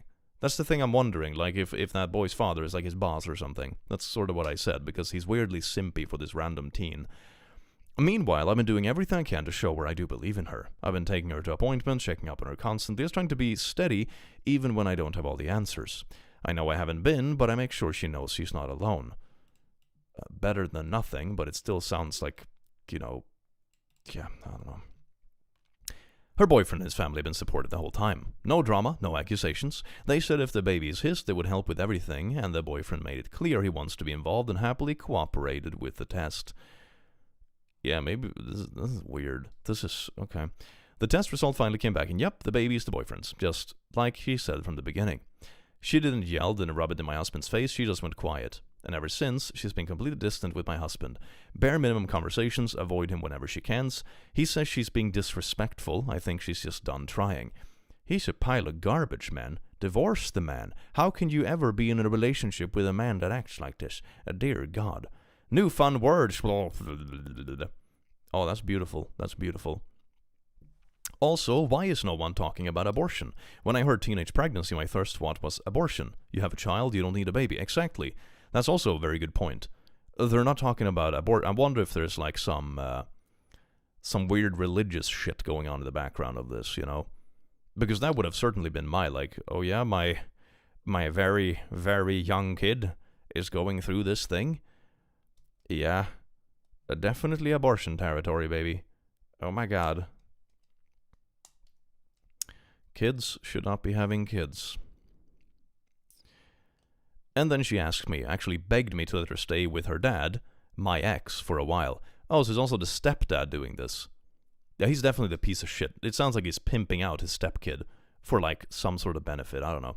She was crying, saying she felt like she didn't belong in this house anymore and that she needed space. This one hurt, but I said yes. Okay, that's good at least. Her dad and his girlfriend have been amazing about it, honestly. They didn't hesitate. They told her she's always welcome and they will help out however they can. I hope they let her get an abortion. They have gone out of their way to make her feel safe and wanted. I can't really be mad about her wanting to go over there right now. It's what she needs.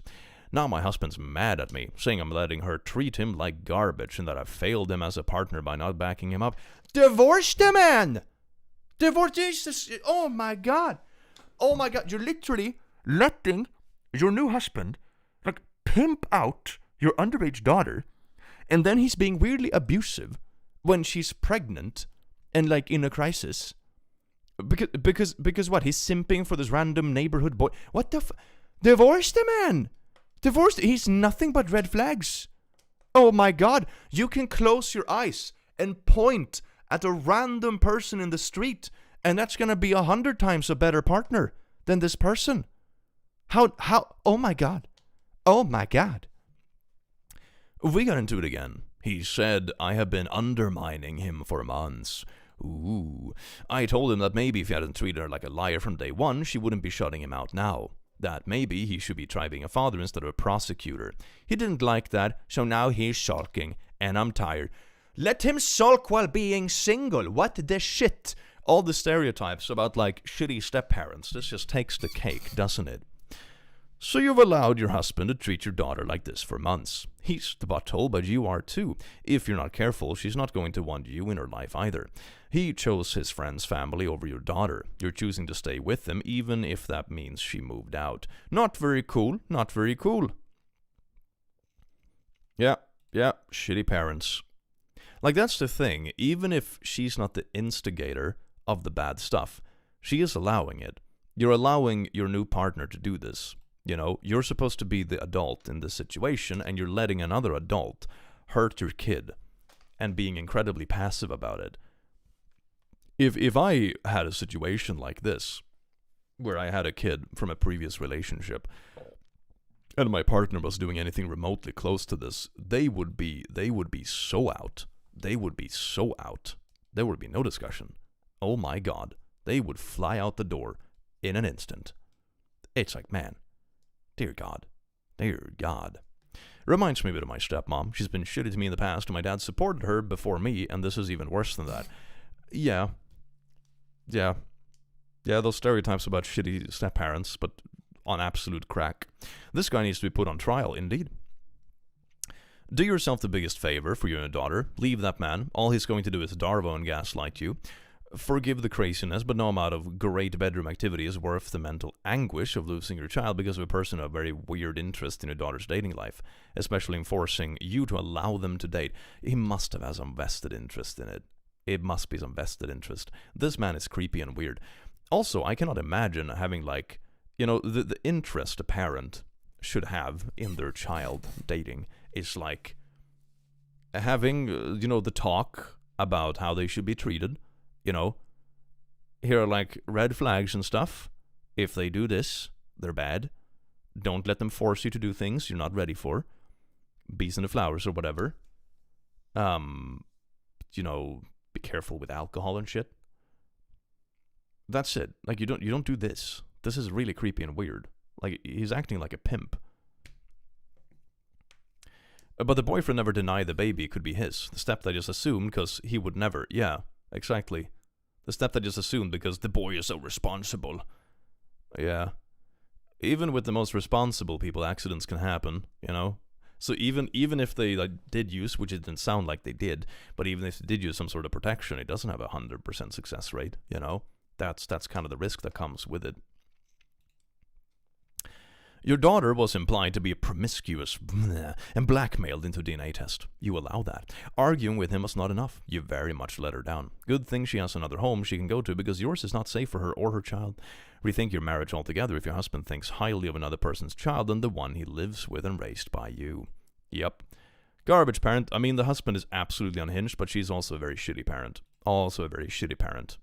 Like, man, if I had a partner that talked to my kid like that, they would be out so fast. So fast. And it's also like a general thing. Like, do you actually want to be with someone that treats kids this way? Usually a pretty good, like, tell of character is, you know, you don't have to like kids or like animals, for example. You don't have to, like, be super into it or whatever. But how you treat, for example, kids, animals, those kind of things, can give you a pretty good idea of how someone is as a person, you know? I have never, you know, for example, if someone is mean to dogs, I've never met a good person who's mean to dogs, you know? You know, it doesn't mean that everyone has to love dogs or whatever. Some people just don't like animals or don't want to take care of it or whatever. But, you know, I don't think I've ever met a person who's, like, mean to animals, who's, like, a good bean. The same thing with this. Like, I've never met anyone who's, like, mean to kids, who's a good person. Like, they kind of cancel out, you know? This man has something happen and never faced the consequences. Like, it sounds like the stepdad knocked up someone and ran from the responsibility. Oh, do you think he's projecting? Oh, maybe. Maybe he's just projecting. That it's like, oh, this was something I did in the past when I was young and dumb. He would never do it because I see myself in this boy. And he would. Maybe. They need to check the stepdad's hard drive. Yeah, and his brain. Bit of both. Definitely projecting. I don't like kids and I'm scared of dogs. I treat them as respectful as possible because you never know what the future holds. Yeah, but that's different. You know, that's what I said. You don't have to like something or want to have it or whatever. But, you know, that's not equivalent to going around and kicking puppies. Ori, thank you so much for the 5 memberships.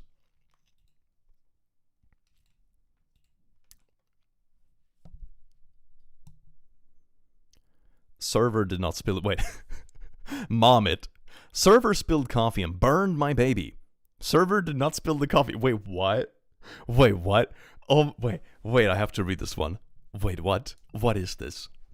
Server spilled coffee and burned my baby.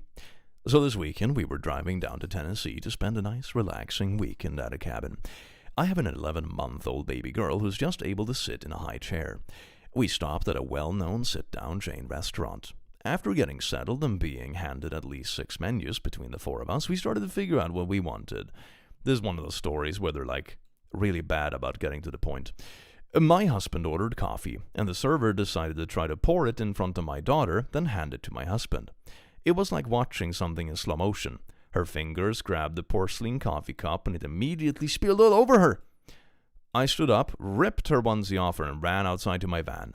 I quickly took baby wipes and dipped them in my water and had started draping her in cooled baby wipes.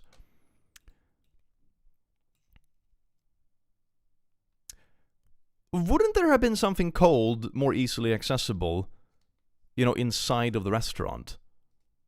Like, I don't know, just a glass of water? What?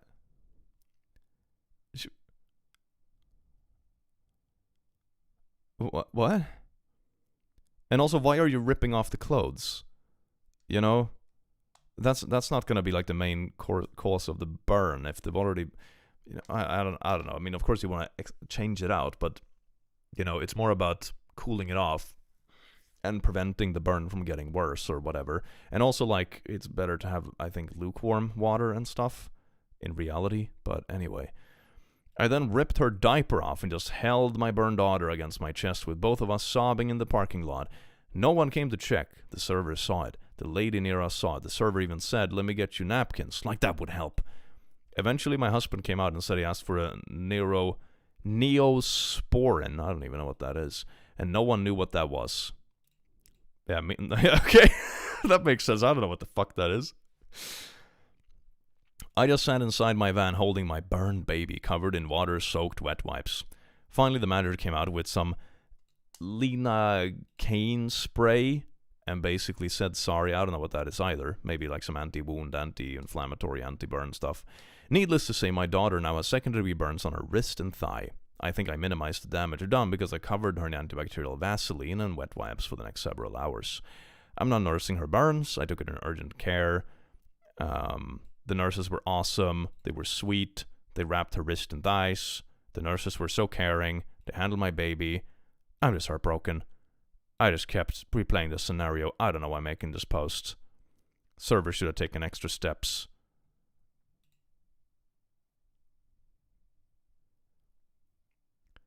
Neosporin is antibacterial for cuts and stuff. Vaseline wouldn't help. Yeah, wouldn't Vaseline make it work? It sounds weird, right? It sounds weird. Like, just lukewarm water is the way to go. Wet wipes sounds okay, I guess. Common disinfectant ointment in the US. Okay. But what was the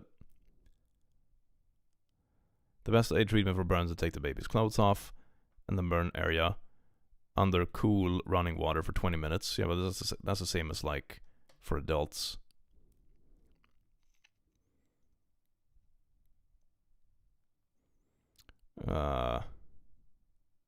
Yeah, here, Vaseline is not suitable for burns. But where's the rest of the context? Wait. The title is super misleading when you read the story in OP's comments. Seems like an unfortunate incident with many mistakes in adults. The server could use better precautions, but they did not spill coffee on your baby.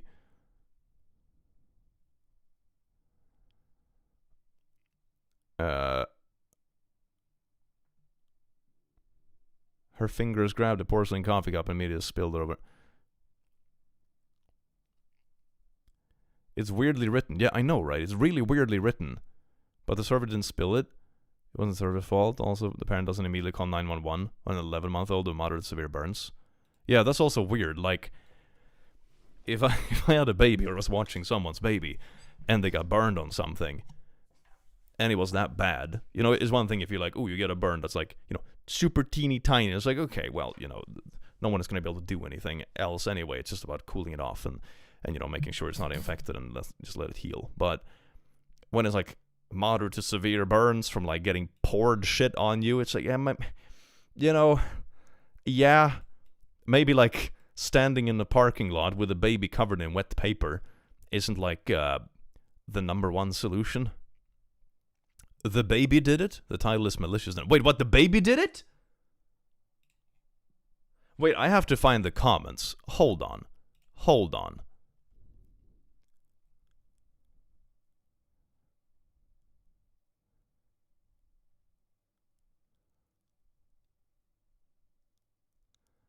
This is a different subreddit, ADHD women. Husband ordered coffee at his restaurant. Server decided to set down a hot coffee cup in front of my 11-month-old. She instinctively reaches for it and spills it all over herself.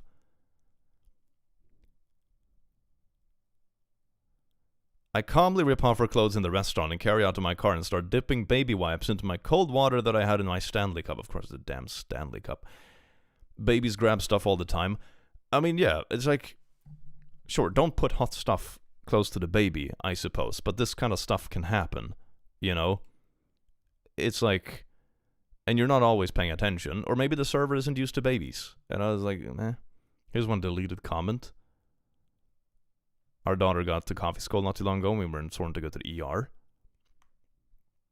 Follow up, sent to special burn clinic. Her injury was a large area. I disagree with the comment saying it's lawsuit territory. If the baby was the one grabbing the damn mug, it's certainly not lawsuit territory. Oh, here's the comment. And the title said she weighed or spilled on the baby, and for a minute it seemed like it would have been the case, but the baby reached out and grabbed the mug of coffee. Let me just say the server should have taken 2 seconds to place the cup on the other side of my husband. Honestly, anyone who's ever been a server or had common sense would know how to serve a cup of scalding hot coffee in front of the person who ordered it, not in between the order and a baby.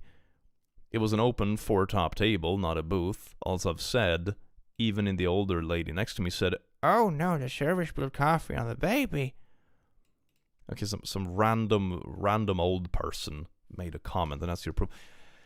Like, sure, be more careful about having hot stuff around your baby, but then it's not actually the server who spilled anything. There's a good chance the baby was at the edge of the table and the dad was on the inside. They pour drinks for people on the inside closest to them so they're not reaching over the pour. Yeah, that's standard. I would have also expected, you know, if you're getting served with stuff, you would just have put the baby furthest away from, like, the server side of the restaurant, you know? That seems more hinged. Why didn't the dad move it then? Yeah, that too. Like, it's a bit weird. Clearly, old people are never wrong. So some random person who probably didn't see what happened. No, it's an eyewitness. It's a key eyewitness, you know? The baby grabbed the mug, but this random old lady who didn't really see what happened said, "Oh no, it was spilled. That's the truth now. Not what I literally saw." What the hell, man? What?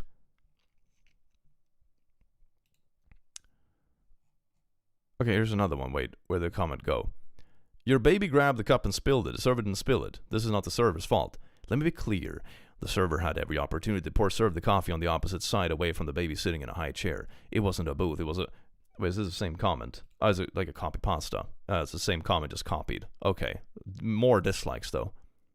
If the server had every opportunity to serve the coffee on the other side, you had the same opportunity to tell her not to pour the coffee in front of your baby, or pull your baby's high chair back so she couldn't grab the cup. It doesn't matter what the random lady next to you said, because it's likely she wasn't watching the entire thing go down, and just caught the part where the coffee spilled. I'm sorry, I understand it's upsetting when your child gets hurt, but your anger is misplaced.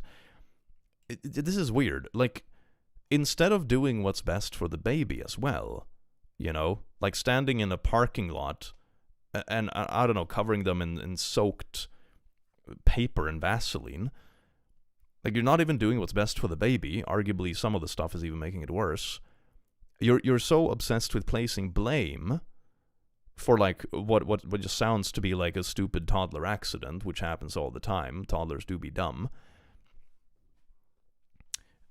A comment explains Vaseline traps in heat, like to make the burns worse. Yeah, that sounds reasonable. Yeah, Vaseline isn't something that should be used for this.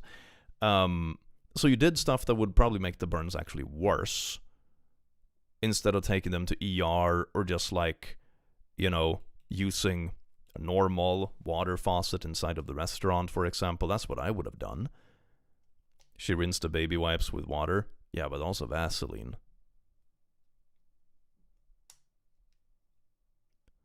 Why didn't you take the kid to the urgency care right away? Yeah, that's the thing. Like, to me, this is weird because it's more about, like, obsessively trying to place blame somewhere, when it's just obviously, like, you know, stupid toddler accidents. They do dumb shit all the time. I was watching my nephew when he was like 2 years old something, and he did this thing where he was trying to, like, stand on his hands on the edge of the couch, and I caught him like 5 times. I was like, no, don't do that, bad. And then once I was like just turning away to grab something, and he instantly ran and did it, and of course he fell down and smacked into the floor. You know, no serious hurt or anything, but he didn't do it again. You know, this shit happens all the time. All the time. Toddlers are little suicide machines, okay? Have you seen the kind of shit that toddlers try to do? They're really stupid, man. Okay? They are really stupid. So, like, man, there's a reason they're locked in baby chairs and put far away from everything. Okay? Man.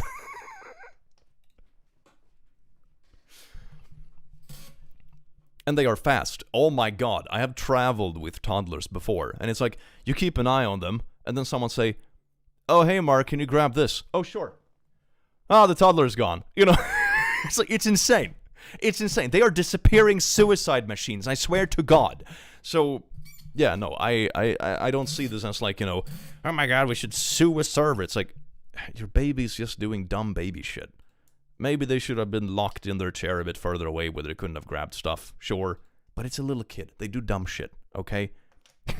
That sort of comes with the territory. Oh my god. OP feeling guilty for letting her baby get burned by hot coffee and projecting the blame onto the server. First time mom is my guess. Yeah, sounds like it. Sounds like it. Click should play The Sims. Oh, I would make the best family. Shock the skin. The cool water will bring the skin down to regular temperature slowly. Shock the skin? I've usually heard that, like, cool water, but not freezing water is the best. Like, you know, a bit below, like, lukewarm. So it, like, cools it off, but you don't, like, fucking frostbite it, you know? That's at least what I've heard about it, and what I have done when I'm burned myself. Oh my god, I would love to see what kind of family Crick would create in The Sims. It would be an abomination, alright? Absolute abomination. Their ability to disappear is why I'm pro baby leashes. It's not degrading, it's trying to make sure the toddler doesn't run off and keep them safe. Indeed. Oh my god. Toddlers are like, they're not super fast when you're like running or walking in the same direction, but they can disappear really fast. Like if you're in a store or airport or something, you know, they don't have to travel a super long distance to disappear. And they're tiny. They're tiny and sneaky and surprisingly fast. You missed the first comment? I'm not sure what you're talking about. Like the first super chat? I don't know. You didn't respond to anything.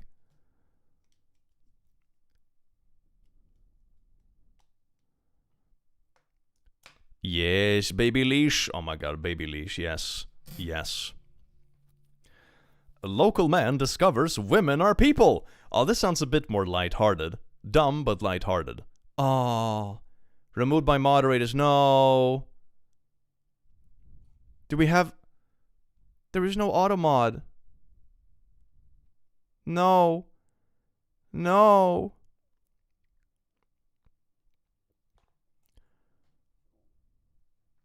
Stop trying to decode women, what I learned after 10 plus years. I don't think you stop trying to decode women. No. What about the repost? Oh, if it has like something here? Maybe. Yes! Yes! Yes! Sweet automod! Yes! Oh my god, it's an essay. Oh, there's gonna be a good one. Is this gonna be another one, you know, like, vagina penises. Oh, sweet penis. Not gay, by the way. Sweet penis. You take the clothes off so the liquid is still hot. It stops from it causing worse burns. Leocaine is something that helps with pain. And never use cold water, use cool water. Yeah, that's what I said. Use cool water. You're not supposed to ice it. I'm currently a babysitter for my 14-month-old cousin. He tries to walk off furniture all the time. Like, no shits to give. Just stepping on air. Yeah, I can relate to that. I've seen that happen multiple times. They usually learn when they bump an elbow or something. And there's like a bit of a cry session, and then, you know, they don't do it again. It's sort of like fucking around and finding out for toddlers, you know?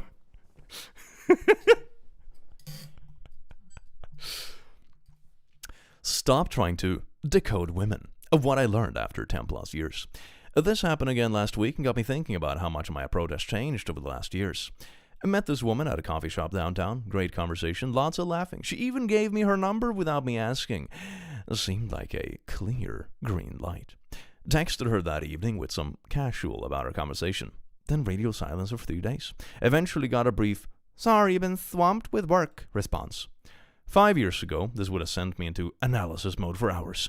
What did I say wrong? Was my timing off? Should I have waited longer to text? I used to approach dating like it was a puzzle to solve. Spent way too much time reading pickup theory, analyzing every interaction, looking for the perfect approach that would work consistently. Or, just chemistry and good vibes. Also, one thing, if you want to talk about, like, puzzling or mathing dating or whatever, I would say the only thing that's mathy or whatever is, number one, make sure you are in a good enough place in life when you're ready to date. Like, you are emotionally stable enough, you are independent enough as a person where, your entire life is not going to revolve around the person you're dating. Be healthy about it. And also the second thing is that dating is sort of a numbers game, right? If I think back on, like, my own dating experience when I was in my 20s, for example, the times when I had the most dating prospects, so to say, wasn't the times when I, stereotypically had the most money, or when I was working out the most and I was the most jacked, or, any of that bullshit. I mean, maybe sometimes it helps, sure, those aren't bad things, but the times that I had the most prospects for dating was simply when I was meeting the most people. That's it. During, like, my time in uni, for example, when I went to parties every single weekend, and there was always events happening, or you went to, like, company events or lectures, or, you had after school stuff, or you had sports teams or whatever it was. Like, that's when you met people to date. It was just kind of like, oh shit, I'm sort of vibing with this person that I happen to do this activity with. Booyah. It's not a puzzle, It's just like live life and meet people, and then there you go, sort of. And I know some people are going to come up and be like, actually, click, you're being an extroverted poo-poo. And it's like, well, you sort of have to meet people to get together with someone, so that's sort of unavoidable. Yep, definitely. The devil is Danish. But that's sort of like my puzzle. It's like, be ready to date, be emotionally available, be stable enough, and, like, be fun to be around, that sort of stuff always helps. But other than that, it's a numbers game. And not actually in the way where it's like, oh my god, maximize dating strategies. Like, no, just do enough things in life where you're exposed to a decent chunk of new people. For example, social gatherings or parties where, half the people are people half the people are friends of friends or new people. Or, a campus is an amazing place to meet people. That kind of stuff. When you're the appropriate age, of course. I wouldn't go to a campus now to meet someone, obviously. But, back when I was 20, 25, yeah, for sure. I was homeschooled when I went once a week. The kids went around for one day, and one of the kids... Dorvn?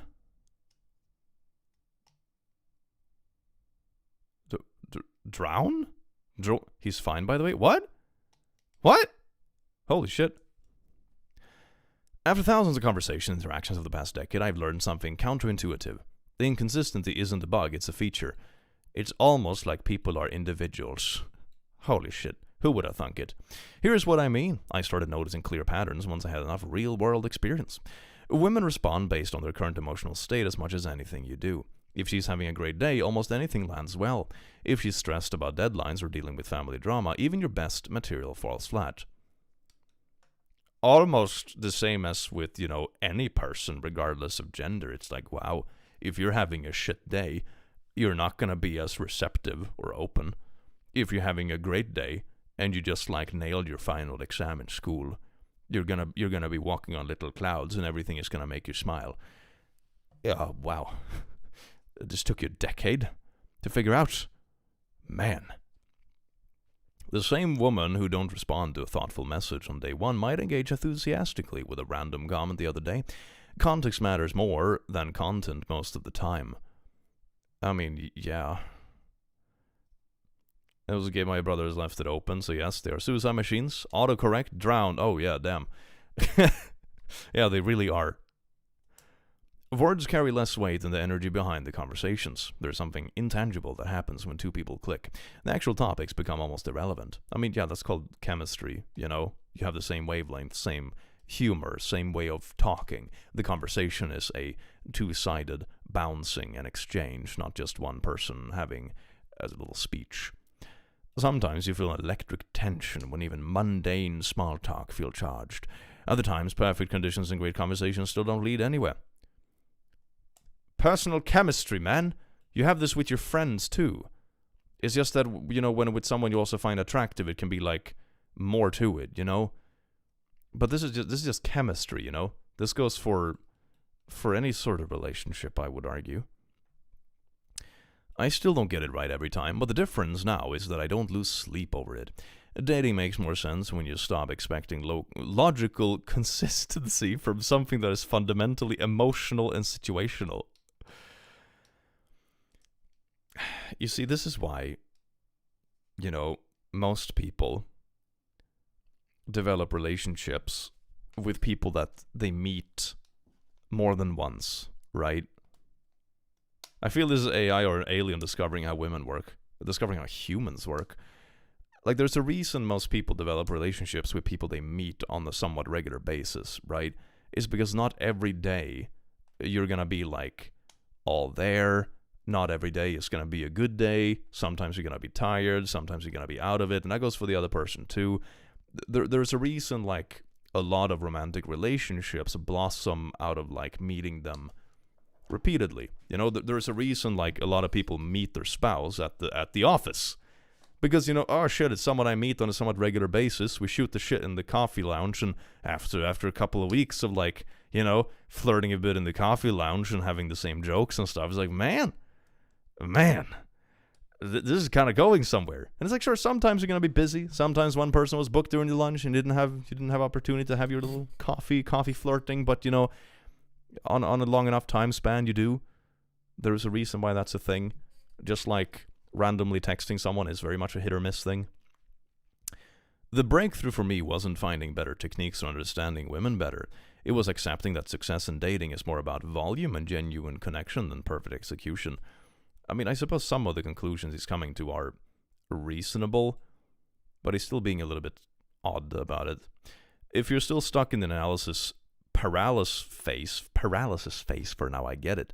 The frustration when you think you're doing everything right, but the results feel random.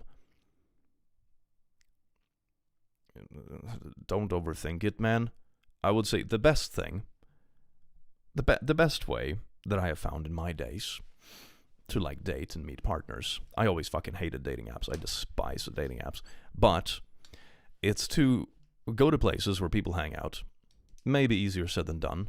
But, it can be anything between, language cafes to gym classes, dancing lessons, cooking classes, if you're at a campus, events, volunteer work, whatever it might be, And then you see if you just click with someone. Just talk with everyone like they're people. And eventually you might click with someone on a somewhat deeper level. That's sort of how it goes. It isn't so much about gaming the system or something. Some things are good to understand, I suppose. If you're feeling a bit emotional, for example, or a bit insecure, don't let yourself spiral, be mature about it. Sure, that's stuff you can learn, whatever, but meh. My advice, stop trying to crack the code and start collecting more real experience. The pattern becomes visible after hundreds of interactions, not dozens. It still sounds like you're trying to game the system. It's weird. And the confidence that comes with that experience changes how you show up in ways. For some extra fun, replace woman with human here, and it sounds like an alien sent to Earth to study us. Yeah, exactly, that's what we said. That's exactly what it is. It's so good.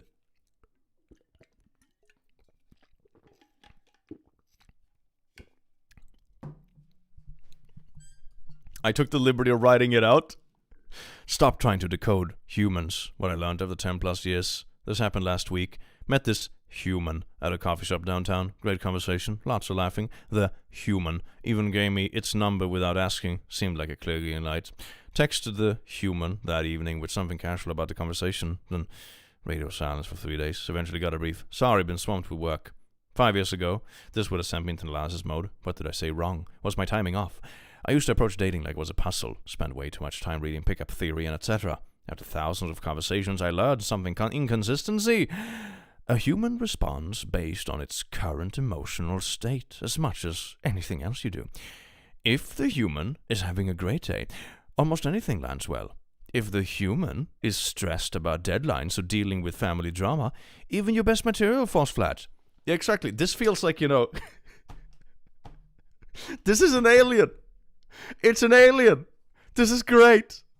I love this. This is so good. This is one of those texts I love about subreddits like this because it's obviously so, like, wacky. But it's not, like, straight up malicious or whatever. Like, it's trying to bring home a wholesome point, I suppose, about being like, oh, humans are individuals, but the whole thing just sounds alien. It's so funny. I kind of like stuff like this because it's unhinged, but not, like, in a super mean-spirited way. It's just kind of misguided and unhinged, Omni-Man dating his wife. Mark, this is great, Mark. We can be bees, Mark. We can be bees. We can live for 30 years, Mark. I see Debbie more as a pet. This is great news, Mark.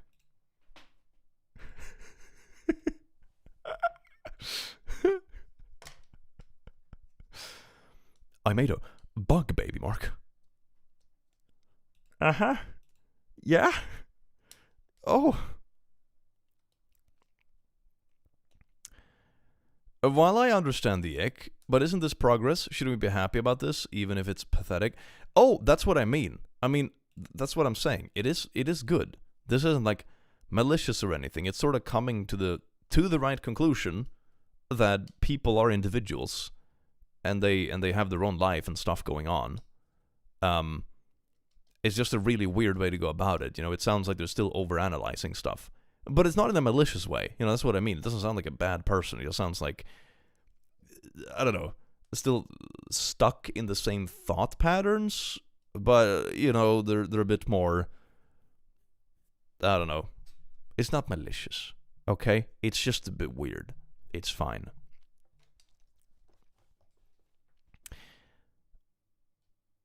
Am I the butthole for not disclosing to my leftist girlfriend that I voted right-wing? Those damn libs! My 25M girlfriend 23F is very politically active. We're talking protests at uni, strongly progressive views. Here's the thing. The American political landscape is, apart from the online world and what I read in news and stuff, but, like, living it is sort of a bit alien to me because it's so weirdly binary, and it feels like football teams, It's kind of weird. But also, back to, like, basic dating stuff, right? If someone is this involved, it's gonna be really difficult to be in a relationship with them if you don't basically agree on everything, right? Because they're really, really, really into it, right? This goes for, like, anything in life. If someone is an absolute fucking gym rat and they spend 4 hours a day in the gym, if you are really not into sports and working out and stuff, if you're like, oh my god, it's so annoying and sweaty and unpleasant and blech, it's not gonna work that well. And the same thing here, if she's this involved in this stuff, and you are not, or, you have actually different views than it even, it's not a particularly good match, man. Okay? Like, man. Living is kind of a nightmare, and it really is less of a discourse and more of a team spirit. Yeah, it feels like football teams. I love it, and this comes from, like, both sides in the US, which is absolutely unhinged. When people are, like, celebrating bad things happening, because the bad thing is happening because of, like, something allegedly one side that they don't like did. And it's like, man, people died, man. Why? How is this a win? It comes back from gaycation last week. It was very gay. Hell yeah. The artsy progressive girl, if you will. I lean right-wing on some issues, mainly immigration, and keep that to myself because I've seen how emotionally intense she and her friends get about politics. Oh, is this about the deportation stuff? I feel everyone has just horrible takes about these kind of topics, man. I think people disagree about this kind of stuff because no one is having a nuanced good take about it, It's like, yeah, illegal things are illegal, but when it comes to this kind of stuff, it also hits the wrong people very often, and how they're carrying it out is very authoritarian, and it doesn't follow, like, a proper due process, So it's that kind of thing where I think people disagree just because they choose to focus on one thing about it. There is a lot of nuance to it, borders and stuff exist for a reason. It becomes incredibly exploitative if they don't, at least in how the world looks now. But also when you have systems like this, I have seen this in person as well, in a slightly different way, of course, but, you know, I have seen friends of mine who are immigrants who get deported for, like, bullshit reasons, for, like, you know, technicalities in paperwork, when they're already, you know, renting a place, full-time job, paying taxes and stuff, and they get deported because, you know, some shit like that, but it's because they're easy to find. They have a workplace and an address. And then I've bumped into really shitty people who I'm like, holy fuck, how the fuck did we let this person into this country? Holy shit. And they don't get deported, because you know that if they did, they would just go underground. So it's like, this kind of stuff is difficult by... It's an incredibly nuanced, complex topics, and the stuff I see coming out of social media regarding it is usually very black and white, and doesn't see the bigger picture. It doesn't just happen to hit the wrong people. They're specifically targeting people going through legal channels. That too. Yeah, that's what I mean. Like, these kind of stuff often ends up targeting the wrong people because, like I said with the example that happened around me, the people, like, are legitimate. They have a job. They have an address and stuff. Of course they're going to be targeted because they're easy to find, you know? The other, like, actual, like, criminally adjacent people or straight up criminals, they're just going to be underground. They don't give a fuck if they get legally deported. They don't follow the law anyway. Unless you actually catch them and have the resources to get rid of them. You know what I mean? It's like, it's the kind of problem where it's like, yeah, you're just going to get rid of the good ones for the most part. So, meh. Be like Europe, we're awesome. We certainly have our own issues, but yeah, this is definitely a silly thing. Anyway, we've been dating for a little over a year. I genuinely love her, and most of our day-to-day life is great. Here's the thing. I voted for the anti-immigration party in my country. So is this America? Or maybe it's not America. I just assumed it was. It was a quiet personal decision. I didn't bring it up because I didn't want to start a firestorm and have my relationship implode over something I thought I was allowed to keep private. Anti-immigration party in my country. A few weeks ago, we were hanging out with a couple of my close friends. They don't take politics too seriously, and one of them, very casually, not maliciously, joked about at least one of us made the right vote and kind of nudged me. She immediately picked up on it. She went quiet for the rest of the evening, then later confronted me and asked point blank if I voted right-wing. I told her the truth. She was shocked and furious. Said I lied to her, accused me of being racist and hiding who I really was, and this goes against everything she believes in. Now she's extremely upset. She hasn't broken up with me yet, but keeps talking about reevaluating things, saying the trust is broken. Meh. I'm surprised the relationship has come this far if you're like this drastically different in things, you know? Like, meh.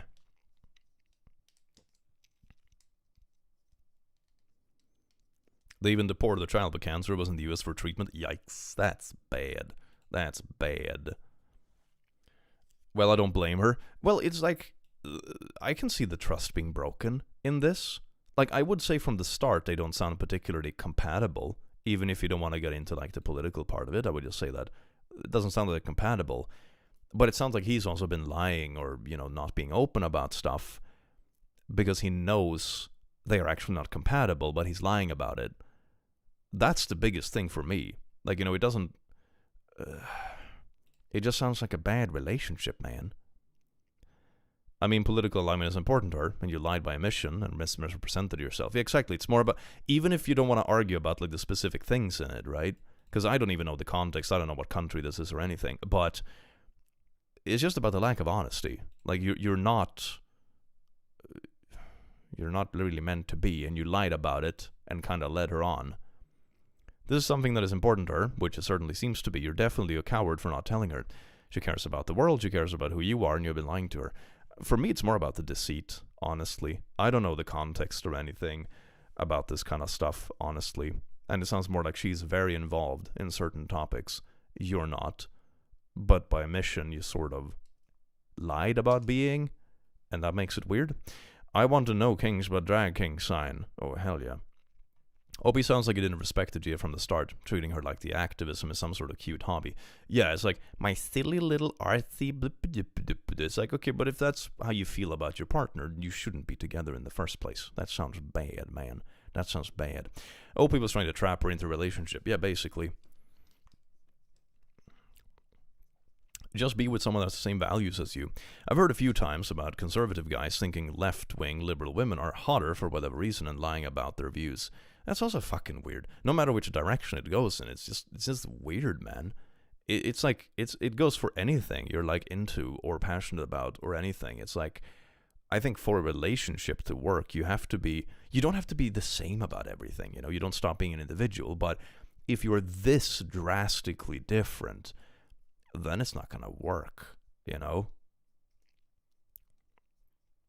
And it's also like a massive spectrum, you know? It's not that you have to be the same, but it's like, if one of you is a super business-involved person who's running investment portfolios, running companies, strategizing, maybe you're not going to mesh that well with someone who's like, very easygoing, artsy, you know, kind of like hipster vibes, whatever. And none of those things are bad, but it's certainly going to be like a weird life to balance. Or maybe they like it because they get like impressions from another side of the world that they wouldn't get otherwise. That's also entirely possible. And then there's a massive spectrum in between that. But most people end up with people that are, you know, somewhat similar to themselves when it comes to like lifestyle or beliefs or whatever, you know. And part of that reason is just like sample bias, that most people get together with someone in their vicinity, right, where you grow up or the city you live in. So that's probably it too. But yeah, my help's an engineer. I'm an artist. We celebrate our differences. I've seen that a lot when people expand each other's horizons. It's very cool. But I would imagine you don't hold like drastically different values because of it, right? It's like you expand each other's horizons, but it's not like, oh, one of you thinks abortion should be illegal and the other one believes in the, you know, anatomy and or autonomy, sorry, wrong word. You know, I don't think it's stuff like that necessarily. I think expanding horizons is it's difficult to make it work when it comes to like core beliefs, if that makes sense. You know?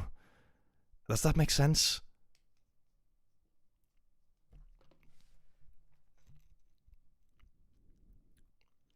Let's see, do we have anything fun?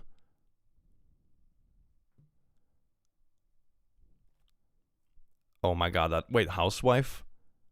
Did no chores when she worked. Wait, which one housewife? Wait, what? Oh my god, I missed it. So I can play, oh my god.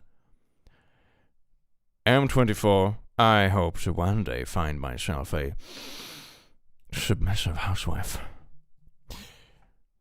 Preferably one that refers to herself as female. So I'm a guy who's tall, attractive, very hard-working, career-driven, also very modest. Also have not had a girlfriend or even had sex before, but I really love the idea of having power over a woman. Oh my god, what the fuck? What? This is not...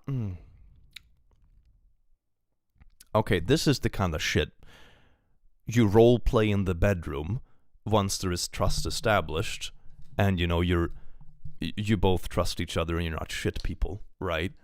It's the kind of thing you mess around with if you're into that sort of stuff. This isn't the kind of stuff you're like, haha, they're literally locked in the basement. No. What do you do? No. I like being the breadwinner and the guy who the woman relies on. Okay. Economic differences in relationships is fine, but it's still important that people have the ability to be independent, because otherwise it becomes a really bad power dynamic. Like having a dynamic where it's like, oh my god, one partner makes a bit more, so maybe they pay for a vacation, or, you know, they take on the financial load of something, whatever the fuck. That's fine, you know. You don't have to find someone that makes exactly the same amount that you do. That would be ridiculous, but this is certainly the wrong way to think about it. Oh my god. Like, you want someone to not have the option to leave, even if the relationship is bad. Man, that's bad. This is like going back to the 1950s where women couldn't have bank accounts, you know? I'm glad this dude doesn't have a time machine. I would love to provide for a woman while she stays at home looking after my babies or keeping the house clean. I also love how it's my babies and not our babies. Like, he doesn't really see her as a human or a partner. It's my babies. She's the caretaker. It's not her babies. It's my babies. Bruh. I also want a lot of kids, and fatherhood has always been a dream of mine. Fatherhood sounds fucking easy if you just have someone locked in the basement who's taking after your babies, who doesn't even have the option to leave. You're looking for, like, indentured servitude. Dear God. I like being the man in charge and even have, when it comes to naughties, I'm very dominant. How the fuck do you know? How do you know?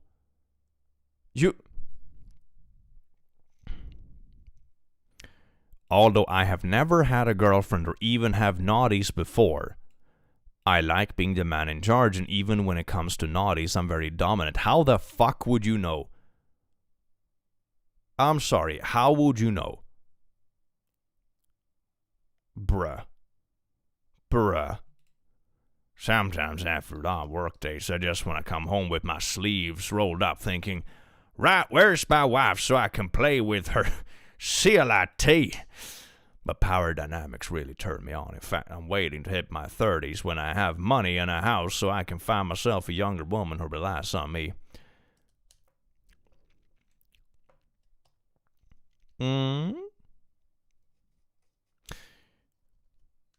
Okay, well, yeah, good luck buying a house on your own in this economy.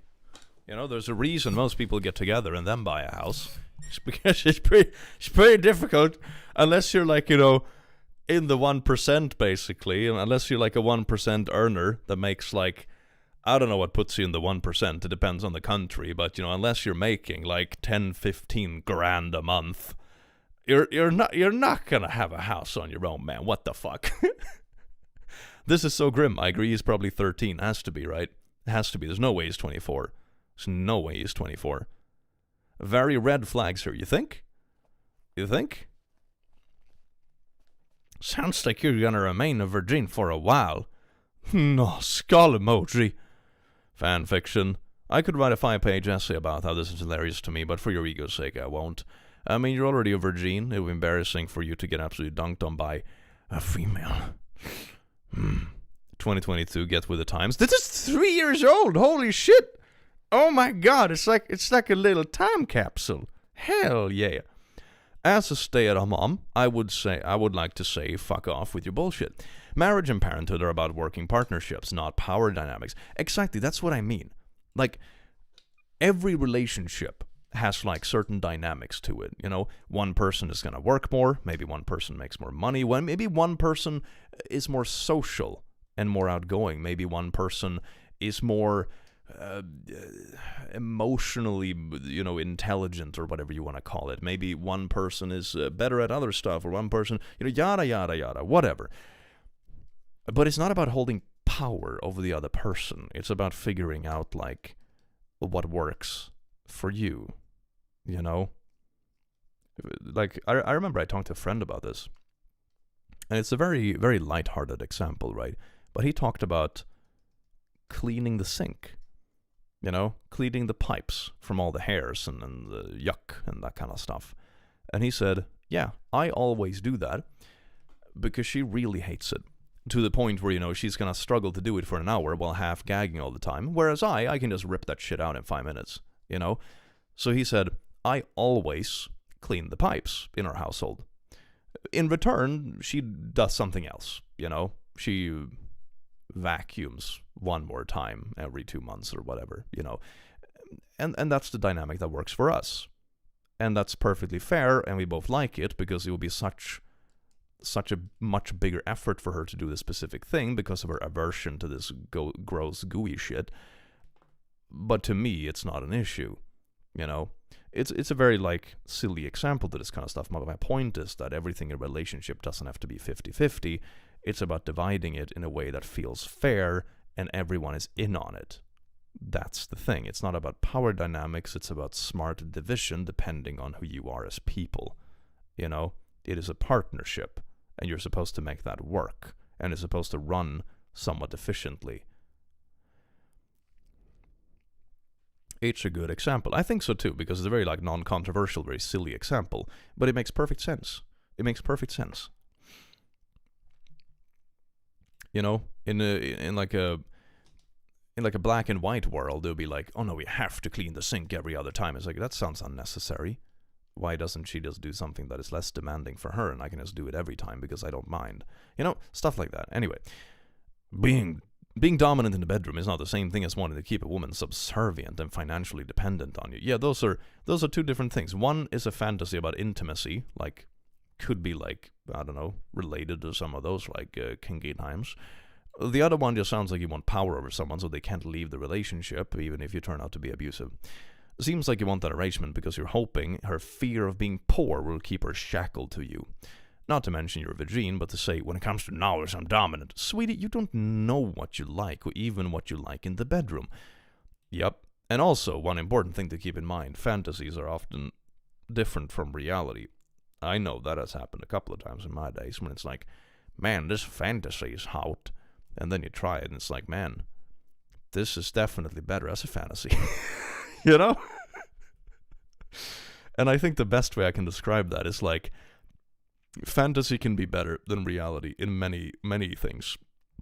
One thing is like zombie apocalypses. I love zombie apocalypse games, because I don't have to smell how fucking stinky everyone is when I'm playing a zombie game. It's just fun to go around and shoot zombies. In real life, it would be a nightmare. I would hate it, you know, on day 3 when I haven't showered, and then after a month I die from an infection because I accidentally got, you know, a little prickle in my skin somewhere. You know, that would be real life zombie apocalypse. Zombie apocalypse games, really fun, because in the fantasy you can pick and choose what aspects of it you like. And the same thing with some of these fantasies, you know. That's exactly what a healthy relationship is supposed to look like. It's about working together to make a good life for you and your family. All these silly little details is what makes up a daily life. Yeah, exactly. Like, even silly little things can be very draining if they don't work, because they're everyday stuff, you know. When are we going to sleep? In the near future, actually. We haven't been streaming for a while. We were very ambitious, hell yeah. In a zombie apocalypse, I would die really stupidly because I broke my glasses. Yeah, I think a lot of people overestimate our survival ability, you know, in the zombie apocalypse. For example, I joked about this with my partner because we were at a festival recently, and like at day 4 of the festival, you notice that like systems are starting to break down a bit. You know, the toilets aren't really working, the trash pickup can't really keep up. You know, it didn't get super bad or anything like that because it was only a few days. But you know, when it's like, okay, imagine that the service is just stopping there. You know, they all run away because there's zombie apocalypse. So there's no infrastructure. Everything would collapse in 2 days, man. Everything would fucking collapse. And we would die of random shit we wouldn't even know because there are no hospitals. So it's like, oh, he's sick. It could be an infection. Maybe it's cancer. Maybe they ate something toxic. Maybe they got a zombie bite. Who the fuck knows? You know, we're back to medieval times where people died from bed demons. You know? It's gonna be great. I would die 2 seconds into the zombie apocalypse. I'm probably the first one bitten knowing my luck. Yeah, I joked about this with my partner and be like, okay, we have enough food for a few weeks. We have a really nice liquor cabinet. So we're just gonna sit inside, fat out, and then just drink, and then we go out that way. It's gonna be great. Hell yeah, baby. If we still have some sort of power, we're just gonna listen to power metal and get wasted. And then we just die that way. It's gonna be great. Based. Beautiful. Beautiful. Anyway, thank you all so much for showing up here. One subreddit I was actually thinking about reading with y'all in the near future is Zombie Survival Strategy, which is a subreddit I've been scrolling myself for the fun of it, but I really enjoy it. It's very fun. It's people posting like weapon ideas or like how effective would this be in a zombie apocalypse, and like, it's very fun and silly. So I was thinking in a future stream we can like look through zombie apocalypse strategy on stream. That'd be really funny. So we might do that next stream. I hope you show up for it because I think it would be a lot of fun and a bit different from like the silly drama stories, you know? I always joke that I'm gonna get bitten early and enjoy my life as a zombie, for some reason be immune. Oh, hell yeah. I think immune could also be, like, painful. Imagine, like, being half-eaten by a bunch of zombies and you don't actually turn or die from it. That'd be awful. Well, I do hope you have an amazing rest of your day. I will see you soon. Take care, you wonderful beings. Oh, yes, indeed.